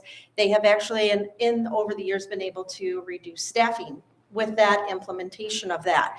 They're importing that in. They no longer have to maintain a paper file. They're able to use just that virtual file. So that has saved them a lot of steps. In the contrary to that, that has put a lot of burden on my office because we're the main filer for circuit court. So where we just used to date stamp a piece of paper, enter it into the computer software and file it, we now have to do all of those additional steps in order to prepare it for that virtual file. That does give us some benefit. Judge Thane is very progressive in using that because she was at the front of the court in the days that this software program was implemented, so she's very versed in it. So when we have older file that we are dealing with on the family court side, she does not require us to go to the storage shed and retrieve that file because we can only retain so much on site. And we put a special piece of paper in there that says, please use OnBase for this hearing. If she sees that and it's a more complicated file where she really wants the file, we gladly go get that. But for the most part, she saves us that extra trip, which we are appreciative of. So in some ways, in that way, it's very helpful. When the file is with the court and we need it in our office, we're still able to access it. So it definitely has its benefits. But as far as being able to attrition this, unfortunately, because I always describe the county clerk's office as the wagon wheel of the county. So we, as the county clerk's office, are the hub of the county. And then we have different spokes that make this county continue to go round. And I look at us as the hub because of all of the different departments that we work with and the critical nature of what we do. If any of those spokes become broken down because we're not able to perform our duties, the wheel does not go round. So if, when we work with the courts, if the court file is not there and is not accurate, we have a failure within the court and we cannot perform court duties that day and effectuate people's hearings properly. That then detriments the judge. And that's throughout all of our courts because we are a concurrent court jurisdiction. We do not sit in front of Judge Bitzer often, but there are cases where we do need to because one of our other judges cannot hear the case, so he assumes it. We work closely with the Treasurer's Office and Equalization Office regarding our millages and our proposals. And then when those are expiring and not expiring, we work with you as the board / the Controller Administrator's Office in assisting with the agenda and more importantly with the minutes, which is the permanent record of the matters that you take care of. If we are not taking accurate minutes and keeping an accurate record for you, when research needs to be done, as Erica had to do coming into her role, if those records would not have been there for her to search, she would not have been able to do, as she calls, a deeper dive and be able to see where that tracking is. So it is important that our two offices work together. We completely work together with the prosecutor's office as well as the sheriff's office regarding charges that come through for our criminal as well as falling through to our bonds.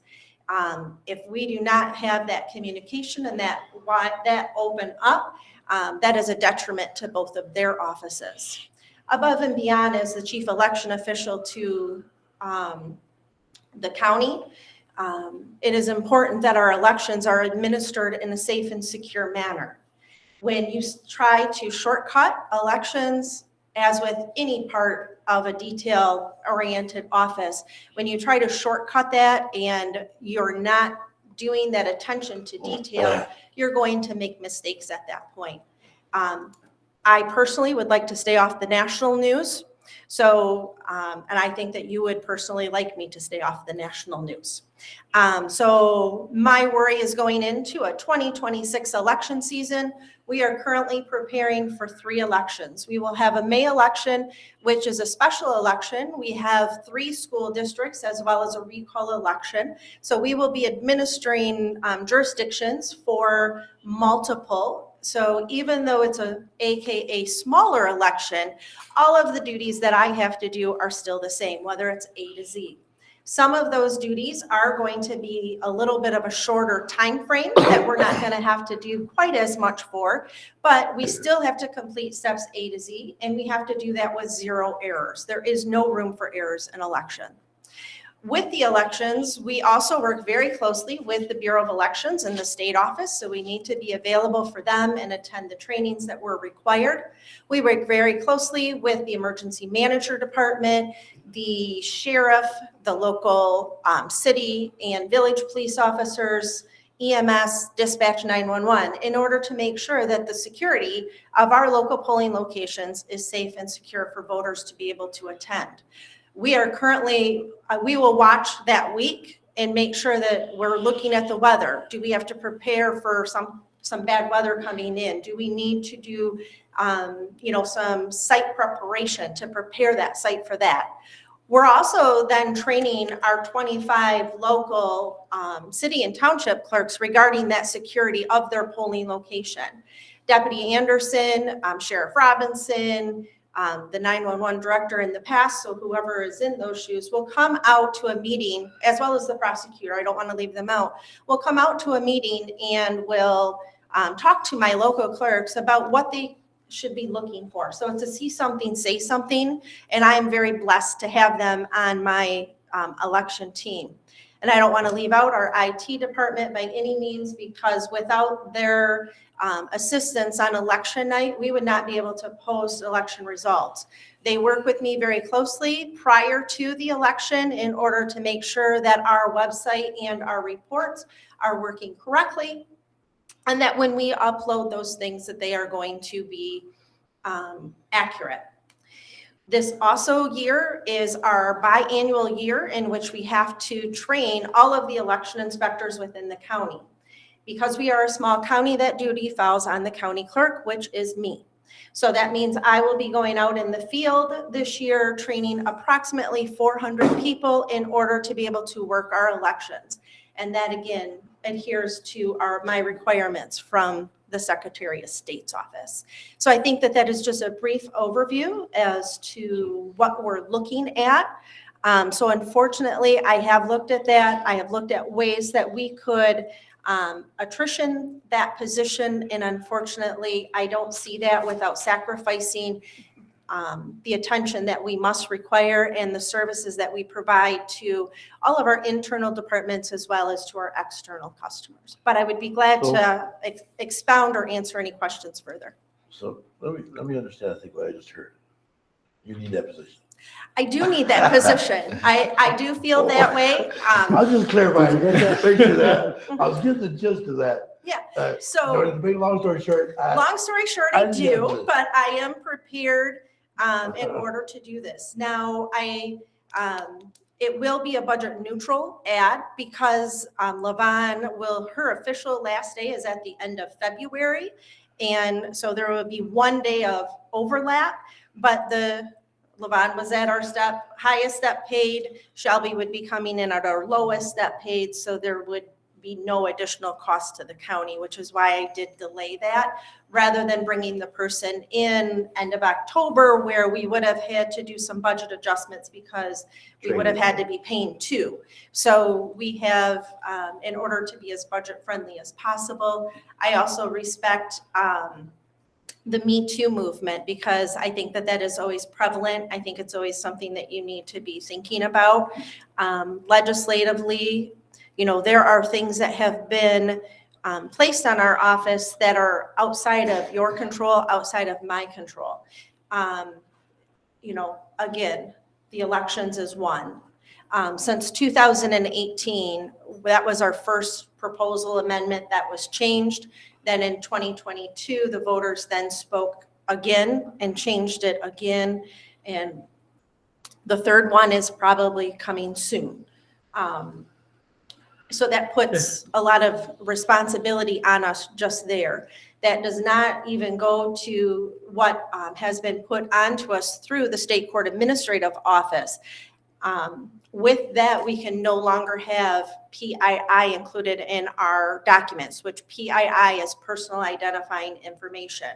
So as I said, when we are scanning those documents in, we can no longer just look at the face of that document and take it for as is. We have to look at every single page to verify that we are not going to compromise somebody's PII and put something in a public file. So it starts at the attorney's office that is filing it or the improper person, but we are that second look to protect the people that are coming through our court system. So those are just two of the things that have changed in the most recent years. And that's changing, every department, the state, every year there's more stuff, more compliance, more of this, more of that. To fix their office too. It affects every office, and I'm everybody. not saying I'm unique Yeah, by no means. it I'm just, That's true. I can just speak for my office and my responsibilities at this point. Chairman, Yes. Jody, counting yourself and the new person, how many would that make in your office? 9. None. So on any given day, so for an instance, this morning, and then I'm here. This afternoon, I have a meeting with my local clerks. So every month, my local clerks and myself meet because of all of the changes. We have to meet because, one, we're talking elections every month because of all the changes. And two, it gives them the opportunity to meet at the local level in order to ask questions for other things that go on in their townships. And so I'm just the person that marries them together so that they can build those relationships locally. So it has formed a very good bond between our local clerks, and they all find it very beneficial. We used to meet bi-monthly, and they have requested that we begin to meet monthly because of everything that is affecting our townships and cities as well. They need each other just as much as I need them. So for an example, today, I will be out of the office all day attending either this meeting or attending a meeting with the local clerks. But that also means that we still have court going on. So I will have 2 of those staff members in a court session today. So of our 9, that's 3 of us not in the office to do the day-to-day job. Then I'm short 1, and I have 1 on medical leave. So of the 9, there's 5 of us out, leaving 4 to do all of this other work. Okay. Any other questions? Because I love to talk about my office I if know you you didn't do. notice. Hey, thanks for bringing that up. It's good there. He just wanted to see if I was prepared because I know better. Yeah. I know better than to not be. So Commissioner Kirkpatrick would be proud. thank you. I appreciate that. That means a lot to me. We have a motion on the floor. I'll make the motion to approve the hiring of Shelby Austin for the budgeted vacant court records clerk 2 position in the county clerk's office at the step 1 rate of $18.89 per hour, contingent upon a satisfactory physical, drug screen, and background check. with a tentative start date of February 27th, 2026.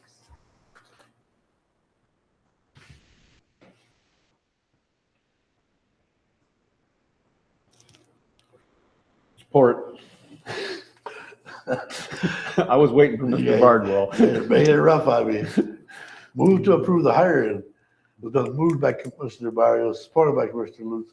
Move to approve the hiring of Shelby Austin for the budgeted vacant court records clerk 2 position in the county clerk's office at step 1 rate of pay, $18.89 per hour, contingent upon Saturday physical, drug screening, background check.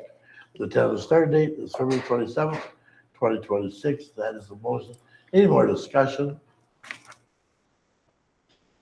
Hearing none, all in favor say aye. Aye. Motion is passed.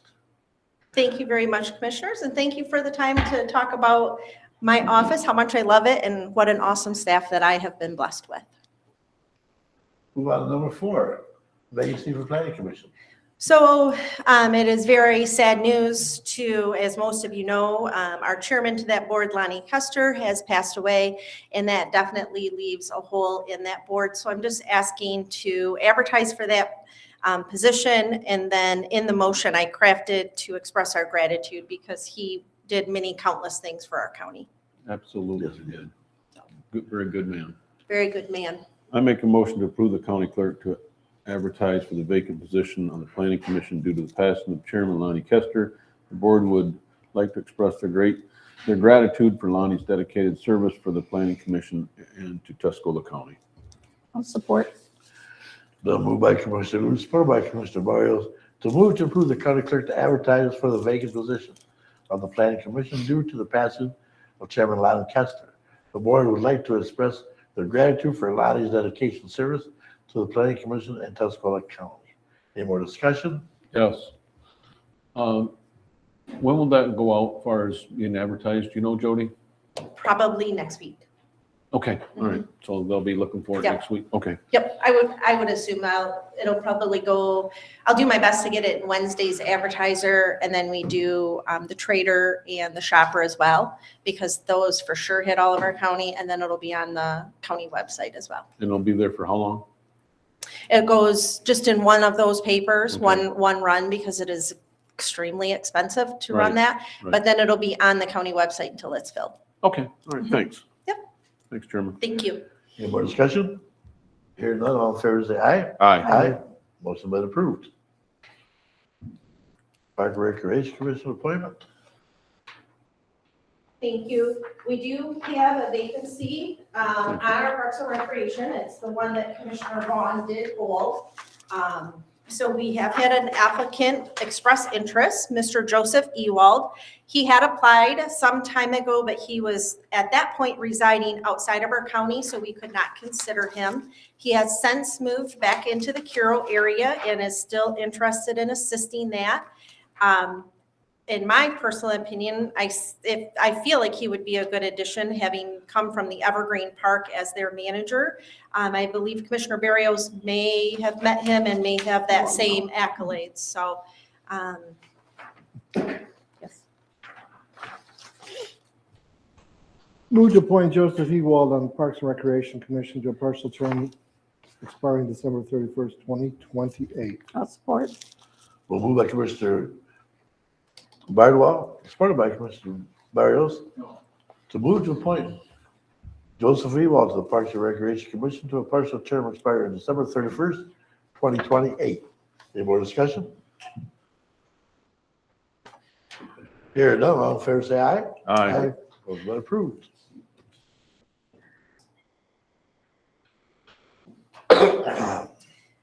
And at this point, the last matter to bring before you is a reappointment of Mark Ransford to our Land Bank Authority Board. This is one of our boards that have an appointment beginning date of March 1st. So that would be new business number 6, please. Mr. Chairman, I move to appoint Mark Ransford to the Land Bank Authority for the 3-year term beginning March 1st, 2026. I'll support.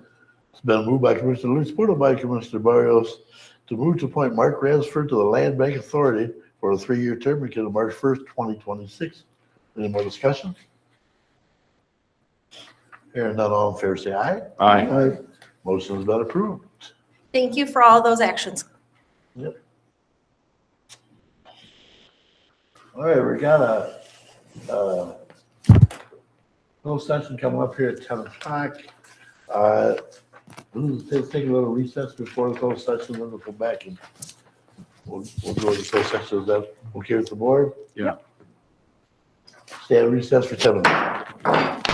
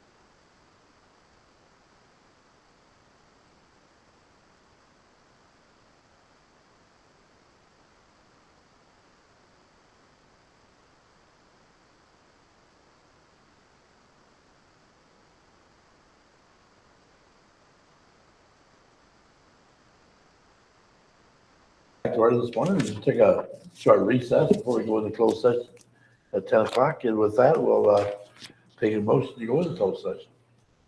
Make that motion. It'll be motion number 7 under new business on your sheet, please.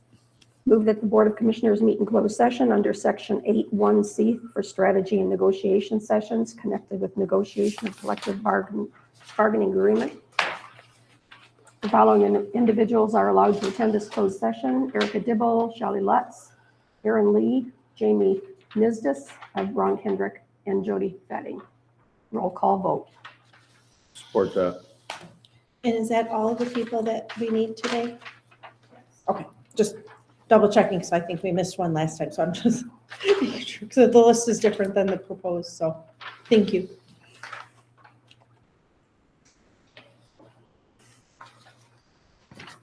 It's been moved by Commissioner Barrios and supported by Commissioner Lutz. I'm looking for the other part of my motion here. Move that the Board of Commissioners go into closed session under Section A(1)C for strategy and negotiation sessions. Second, the negotiation of collective bargaining agreement, the following. It's on the back of your other page, I think. On top. The following individuals are allowed to attend this closed session: Erica Dill, Shelley Lutz, Ian Lee, Jamie Nisdis, Ron Kendrick, and Jody Fay. By roll call vote, please.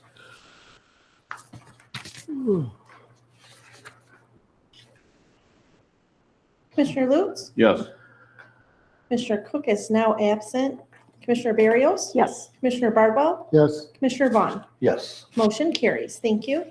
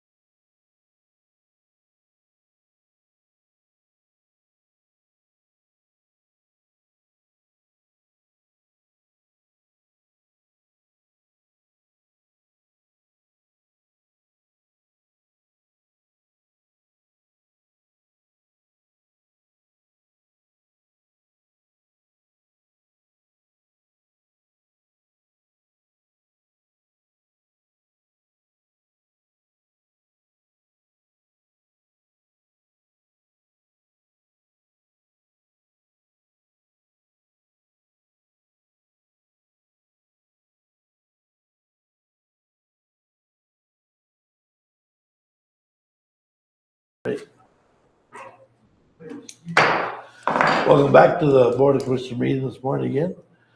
We got Commissioner Barbo now needs to leave us here in a minute. So there's just one thing I wanted to say, talk to the board. And Jody, you get something on the August ballot, you got the deadline is one for that. I don't have that in front of me. April, so was it April sometime? I believe your last. May, it'll be May 9th-ish. I don't, let me see, I can pull that up. What I'm saying is, okay, we got language back to put the road commission on the ballot. But our next steps has to be 2 public hearings before we can vote on putting it on the ballot. So we need to come up with a time that will work for people who don't have 2 public hearings. I suggest, use the PBS, the people building over there, maybe at night, but we have time to start that. But I wanted to let the board know our next, before we can bring it up to move forward, I'll put it on the ballot. The 2 public hearings have to be conducted. And I'm sorry, which proposal are you referring to? I said to put the road commission on the Road ballot. Commission, okay, I didn't know if you were, I was, okay. We got language doing, but before we can look at the language or discuss, put it on there, we have to have 2 public hearings first. And your filing deadline for August is May 12th at 4 p.m. So all that will have to take place before May 12th. Chairman, is there a distance or a time period between the public hearings? Not really. And I have seen nothing about that. It could be, you could have one, like say, next week on Wednesday, the following week on Wednesday, or whatever, week apart.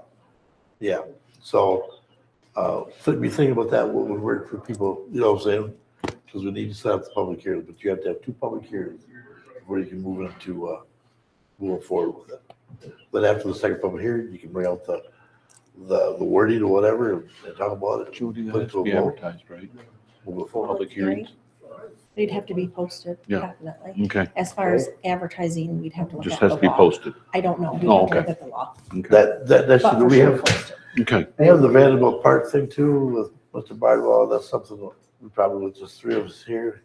What do you want to do with that? Where are we at in the meeting? I'm very sorry. I feel like we're We're on a getting new business. we're somewhat, We're- talking about a lot Well, of things The right people now. are, we're at number 6 right now. And they're new business. Thank you very much. Didn't know if we were done with the discussion on the road commission Yeah, I proposal. just want to throw that before. Perfect. Okay, so we're good with Mr. that. Bardwell left. All right, so To be now thinking we're, about dates. we could- perfect. We're back to number 6. We're back to number 6. Okay, great. Thank you. All right.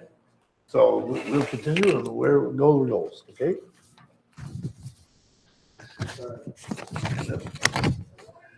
Or I should say number 8, Yeah, I'm I sorry. was gonna say, we're at number 8 Yeah. at Vanderbilt Park. Sorry. Number 8. Annual Vanderbilt Park Host Review and double. It's time to review the annual, or the contract for the park host, to determine if we would like to continue it for another year, or if there is a request to send this out for a quote. So I open it up to you for discussion on that.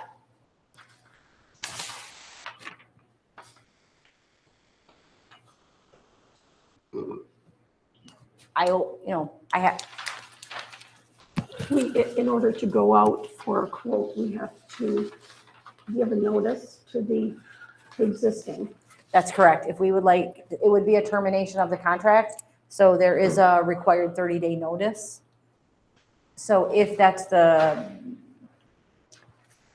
decision of the board, then I obviously would address that and send out a notice to the current Nancy, park host. your thoughts?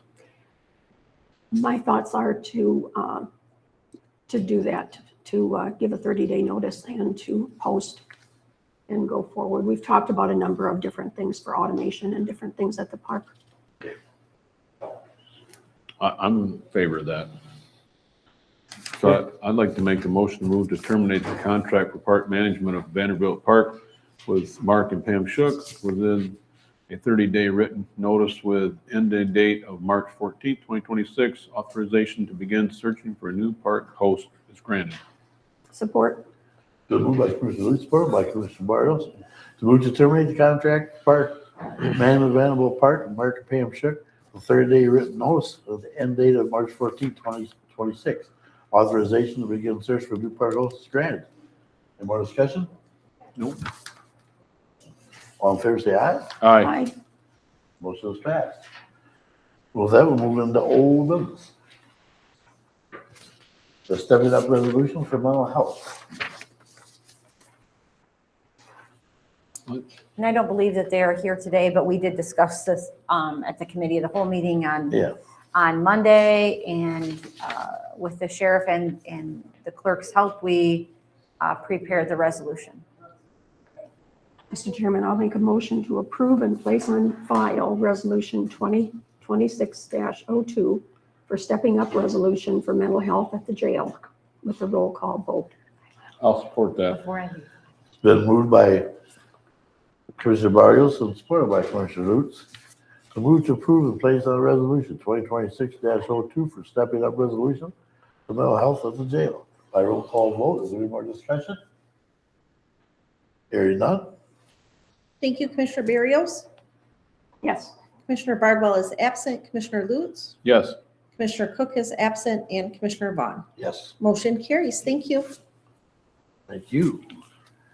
Move on to number 2, the request to promote Vicky Crumby to a full-time vacant position at the Register of Deeds. Mr. Chair, I move to approve Register Mary Ann Brandt to promote Vicky Crumbly to a vacant full-time position due to the retirement in her office and advertise to fill the vacant part-time position with an effective date of March 2nd, 2026. Support. Will move by Commissioner Lutz, supported by Commissioner Barrios to move to approve the Register of Mary Ann Brandt to promote Vicky Crumby to the vacant full-time position due to the retirement in her office and advertise to fill the vacant part-time position with an effective date March 2nd, 2026. That is the motion. Is there any more discussion? All in favor say aye. Aye. Those passed. Update on safety measures for the dangerous intersections. Commissioners, we have received the lights that were ordered. However, given the current notice, I would like to know if you'd like them returned or if we're just holding on to them. There is a 30-day to return, and we've already had them for 2 weeks. So if we would like to return them, I need to do so promptly. In addition, I'd like direction on ordering the rumble strips. I believe we should hold. That's my opinion. But since I was given a directive from the board to order, I would like direction to hold. As well as we did receive the letter from our attorney, which I'll let Commissioner Vaughn speak on. And we do have the ballot language. However, again, I'll let Commissioner Vaughn speak on that. So we do have everything we need back from our attorney. You know, we have talked about a lot of things, The thing for this board to do is, yeah, you could, I'm no fun, right? I just go out there and put them on Facebook, who gives a crap. But anyway, it needs to go on the election in August. Yeah. It needs to go on the election in August. There ain't no more fussing around, fighting around, talking to attorneys, paying attorneys, or whatever. There is things that we have oversight that but again, you're just going to get into a match back and forth on different things from our attorney to their attorney. I'm saying we're going to put on a hold what we got. And we're going to have the public hearings on schedule. We have to have them and then move forward from there. And that's where we are as a board. And forget all the other nonsense that's been said or whatever. And we'll let the people decide in August what they want. I totally agree. I think we should send that stuff, them lights back. I do too. And put a hold on the rumble strips and just let the people make the decision. If they like the status quo, I guess we just go with that. But if they don't, I guess we change things. Do you need a motion for that? We give her directive to do it. I don't think. I would think it's cleaner in a motion, and Erica might feel better about that, returning and holding, because then it cleans up that. That's fine. Yeah. That's fine. So your directive would be to Send back what we have. return the, how many lighted signs? 12 The 12. lighted, they're not signs, they're flashing lights for signs. The 12 Lighted solar, I think they're solar. Yes. flashing solar lights that have been received in from what company? It's a good question. Traffic safety signs. Yes.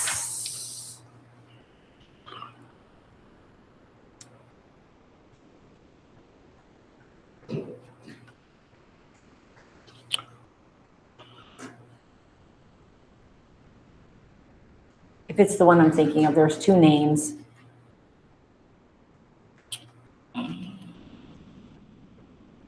Traffic Safety Store. You were close, Mike.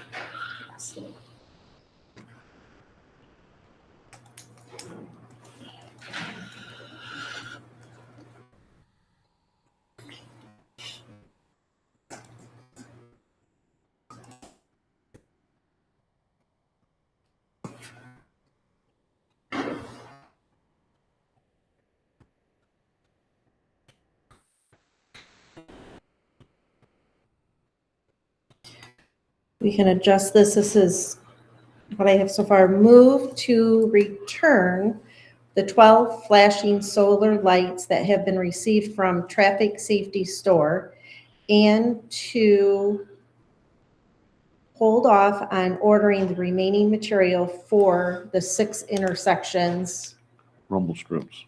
or just the rumble strips is the only thing that's left? That's it. Yeah. And to hold off on ordering the rumble strips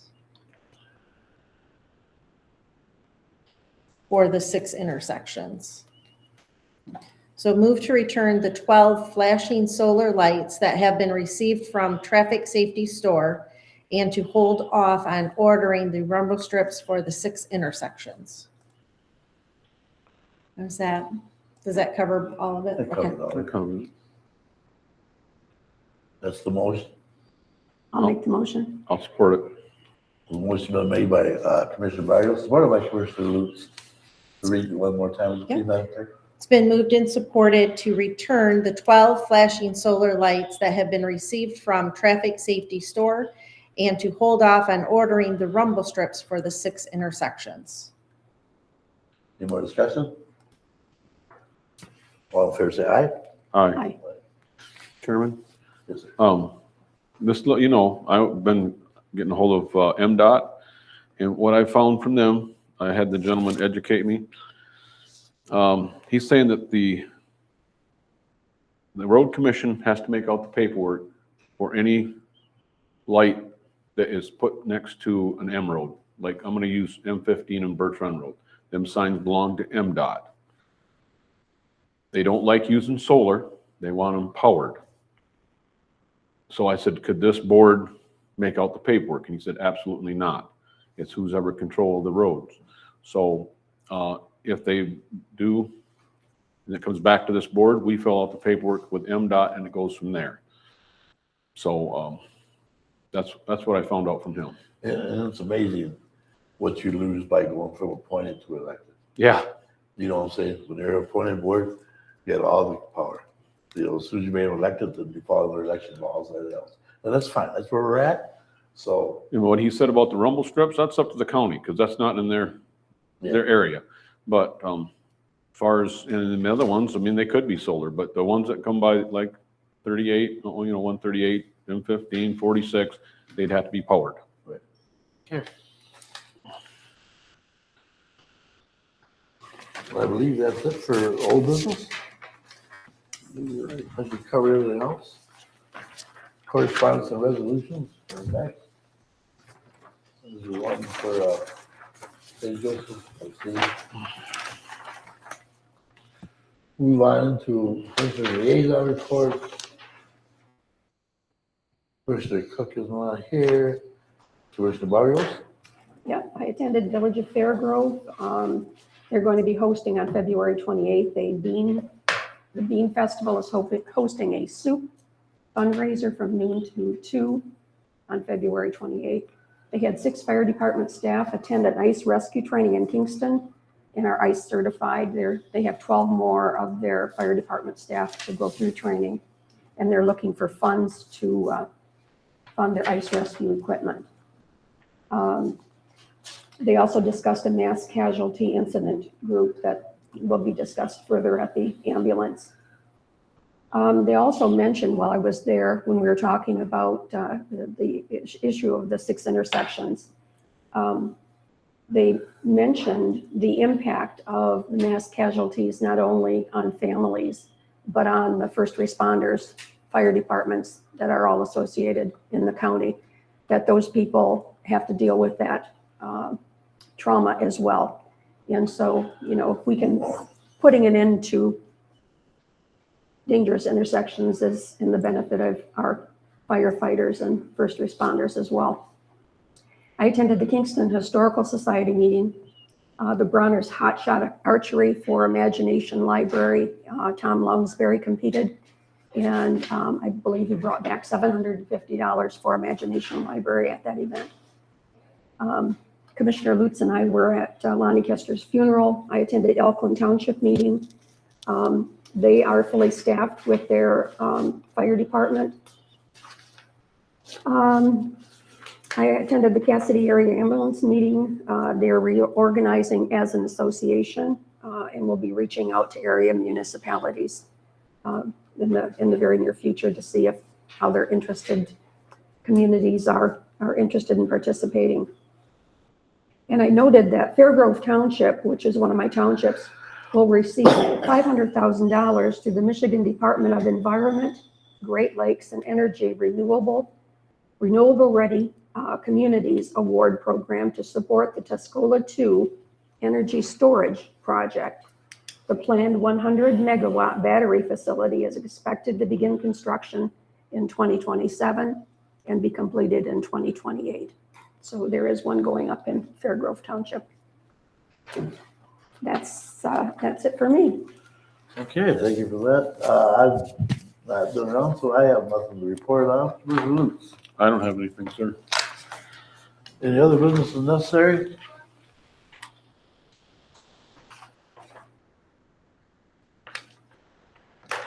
Here done. Extended public comment. Anybody here wants to address the board or anything? Yes, sir.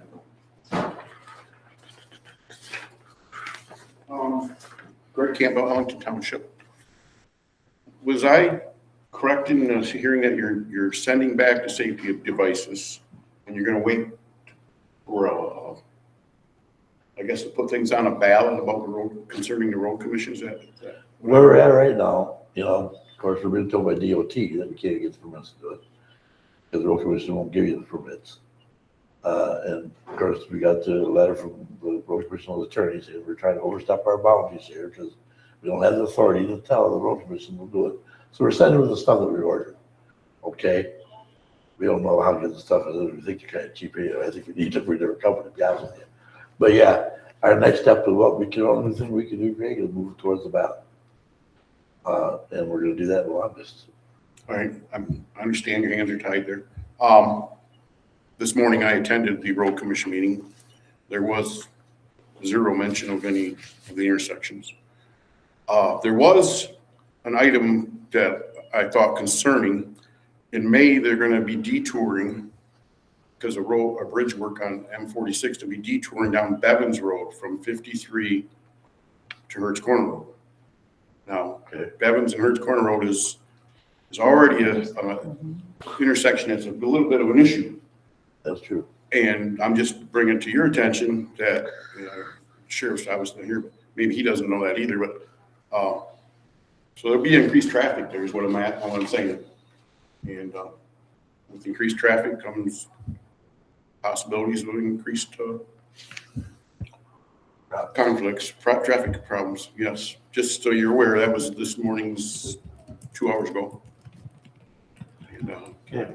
why I'm disappointed that we're not moving forward on this, I understand that. Yes, there is a process. It was just end up in courts, was what it ended up, and it won't get done anyway, because that's where it ended up. It ended up in the court system, it'll go a lot longer than what's gonna be here in August. So hopefully, this has been on my mind since I got elected. I brought this up when I first got elected, that the commissioners need to get back into the road commission business, because that's where it used to be until they will Trump appointed elected. When they do that, it changes a lot of things. So that's where we're going. We appreciate all the citizens concerned too, because they can't talk to road commission board. They don't listen. I appreciate your time. They, any more public comment?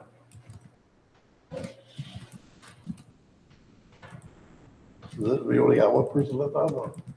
Was 31. Oh, 31.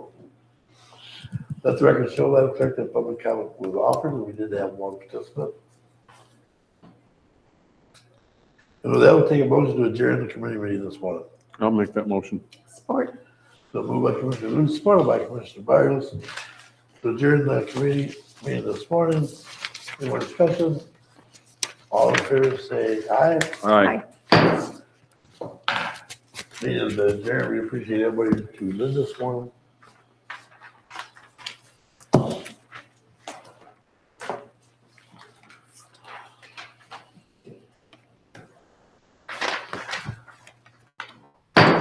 Gonna open up statutory finance.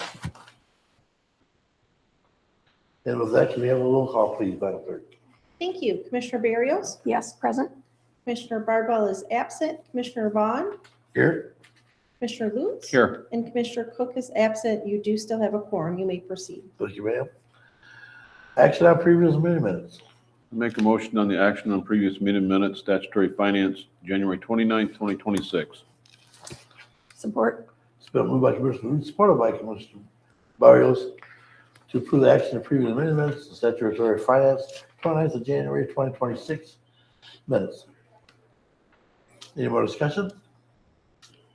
All in favor, say aye. Aye. Motion's been approved. Going to move into the motion, review and approval of the finance report and checks. Chairman, I review and approve the financial reports and checks of 2/12/26 financial docket. Support. It's been moved and approved of finance reports and checks of 2/12/26 financial docket.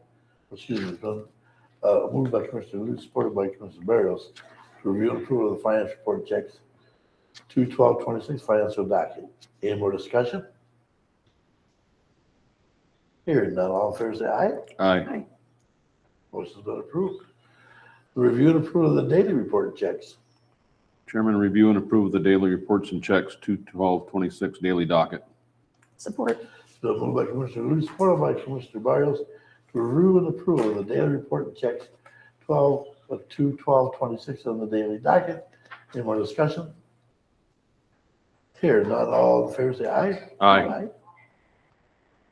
It's been approved also. We have no per diems this morning. We have nothing under old business.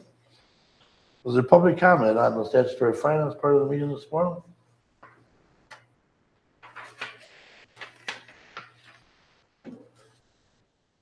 Let the record show my public comment was offered. We had none.